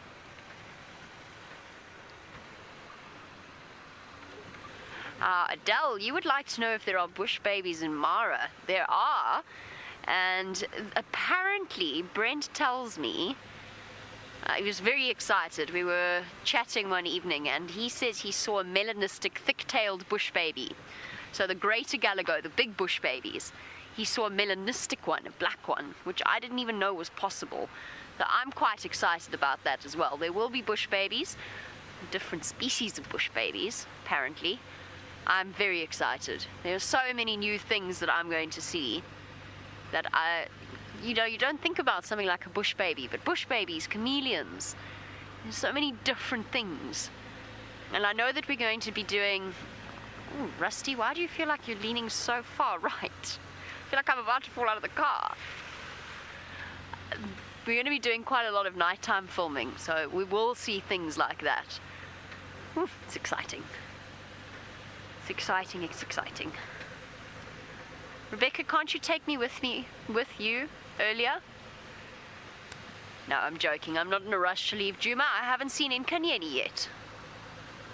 I can't leave before I've seen Nkanyeni. This is now getting ridiculous. I've got 2 weeks. I have to see her. Oh, Rebecca, why? Rebecca tells me even she's seen Nkanyeni in real life. Everybody else has except for me. And Ferg, actually. And Ferg. But Ferg, you've got time. You've got time. I'm running out of time. So I was so desperate for Tommy to be a girl.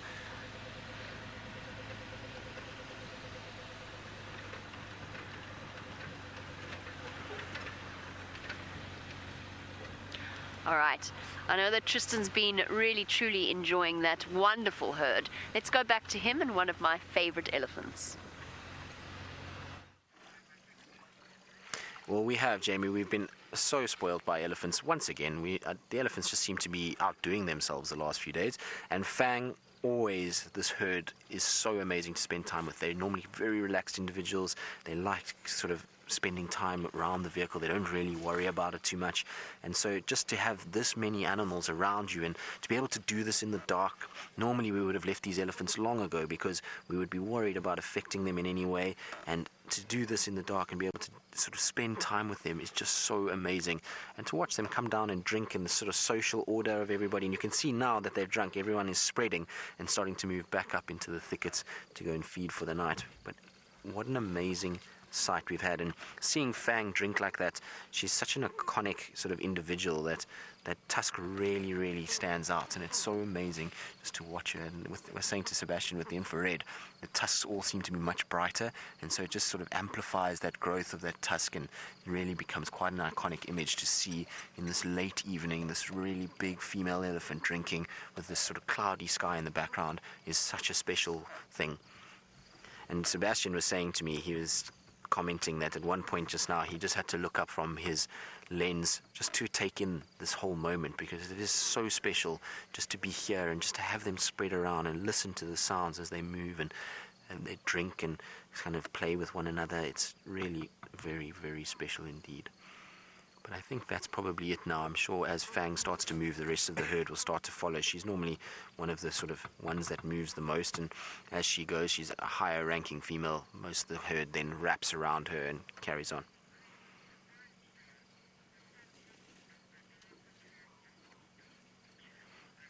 So, Brittany, you say, what an incredible safari we've had. The sunset and the elephants have left you speechless. Well, Brittany, I think you and many others, including myself and Sebastian, at one point, both of us were quiet and we were literally just watching the sunset and the elephants.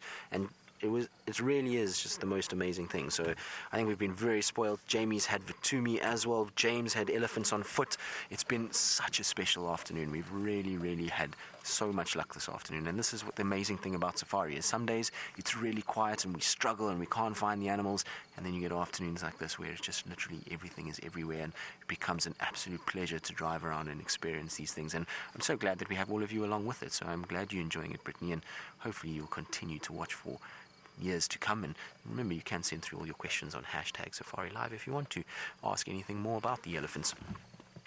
But I think that's it. I think we're probably going to leave them. There's a really pretty image of the two of them there with the sort of... So, Tony, you're wondering if the backward tusk would have any use. Well, probably not, Tony. I can just see the sort of silhouette of an elephant on the left-hand side there, Sebastian. You see it in the water. Absolutely amazing, because that's where the sun is setting. So without the IR light, it's actually a little bit orange there, and it's very pretty as that elephant's starting to come.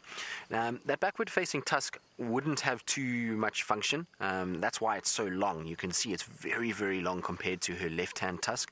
She's not going to be able to use it to leverage a another, or as she would with her other tusk, and so she uses her other tusk a lot more. So it's really probably a hindrance more than a help. So we'll have to wait and see. I would love to know in a few years' time how much longer that tusk gets, or if it's ever going to break, but we'll have to just wait and see how it goes. But isn't that quite creepy, with the elephant eyes glowing as it's coming out of the darkness? And this one is an individual that we also recognize. It's got those outward.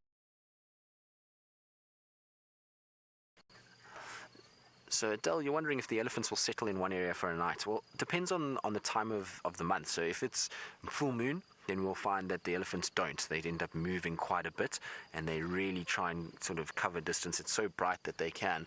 In sort of overcast, cloudy conditions like this, then you'll find that they won't move too much. I wouldn't be surprised if tomorrow morning we see these elephants somewhere close to Buffelshoek Dam or that area.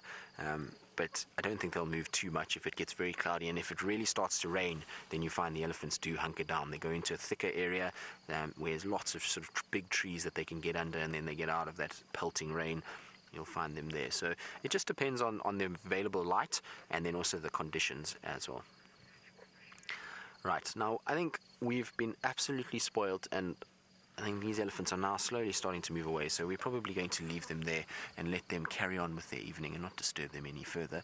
And while we do that, Jamie's still out looking for her leopard and bush babies.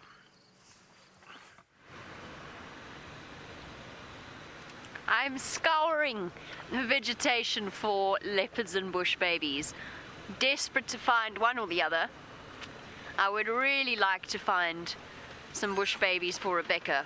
I know of one place where they regularly pop out as it starts to get dark, but I'm a bit too far away to get there before the end of the sunset safari. But I do know of one other spot, which is in this drainage line here. Come on, Nachappies. It's one of my favorite Afrikaans names for a bush baby. A Nachappie, a little night monkey.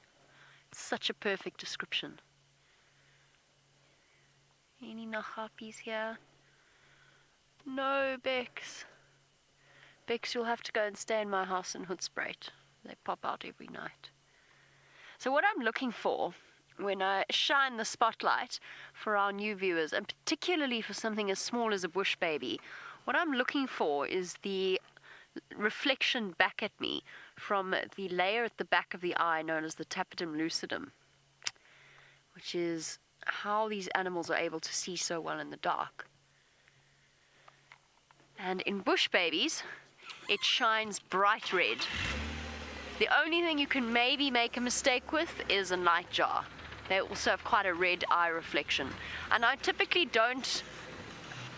I tend to avoid the whole eye color thing. A lot of guides, when they're first trained, are taught that the eye's color is different for predators and prey. That in the case of predators, their eye shine is yellowish or reddish, and in the case of the prey, it's greenish.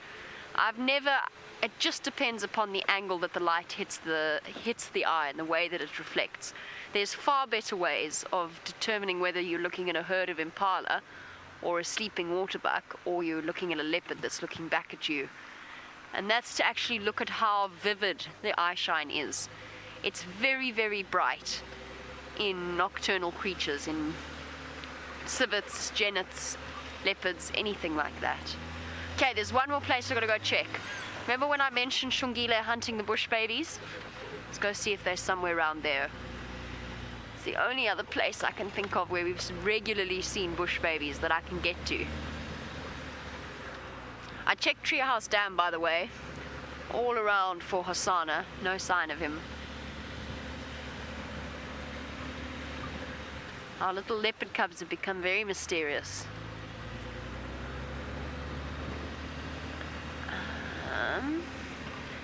Might run into an elephant herd. Better remember to watch out for them as well.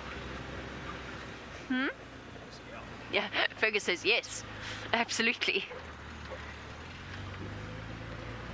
Okay.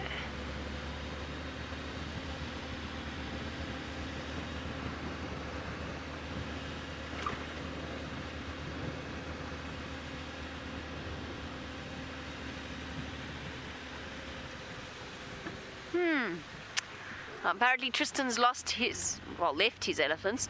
Let's go and find out if he has similar plans to myself. Well, yes and no, Jamie. I would like to see a leopard, but I feel like we've coming to kind of running out of time a little bit, but you never know, maybe we'll get lucky. And as for bush babies, I think I'm going to leave those to you tonight. I want to try see if I can find one of the last chameleons for the summer months, so that's what I'm going to look forward. And I must agree with Jamie, Nachapi is a funny word for Afrikaans, and probably one of my favorite Afrikaans words too. I love Afrikaans in that it's a very descriptive language. It's got words that always describe things. So this kind of, if you think about Afrikaans, it's Nachapi is a night ape, and if you want to know some of the others, a zebra is called a tronkpaard. Now tronk is jail and a paard is a horse, so it's called a jail horse with the reference to the black and white stripes, which I thought was quite entertaining. And then a leopard is called a luiperd, which is a lazy horse, and then a cheetah is called a jagluiperd, which is a hunting lazy horse. These names are all quite ridiculous. And then you've got a giraffe, which is called a kameelperd, and that's a camel horse. So the Afrikaans really did like their horses at some stage, and decided that everything was quite similar to that, really. But they do have very descriptive names, and it is quite entertaining to listen to Afrikaans people tell stories. They often are very good storytellers, and you can get some very hilarious moments by talking to them.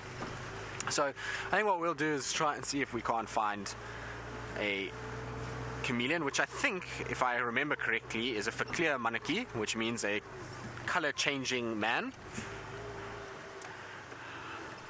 So, Con, you want to know what other animals we're likely to see at night? And there's one right there running down the road.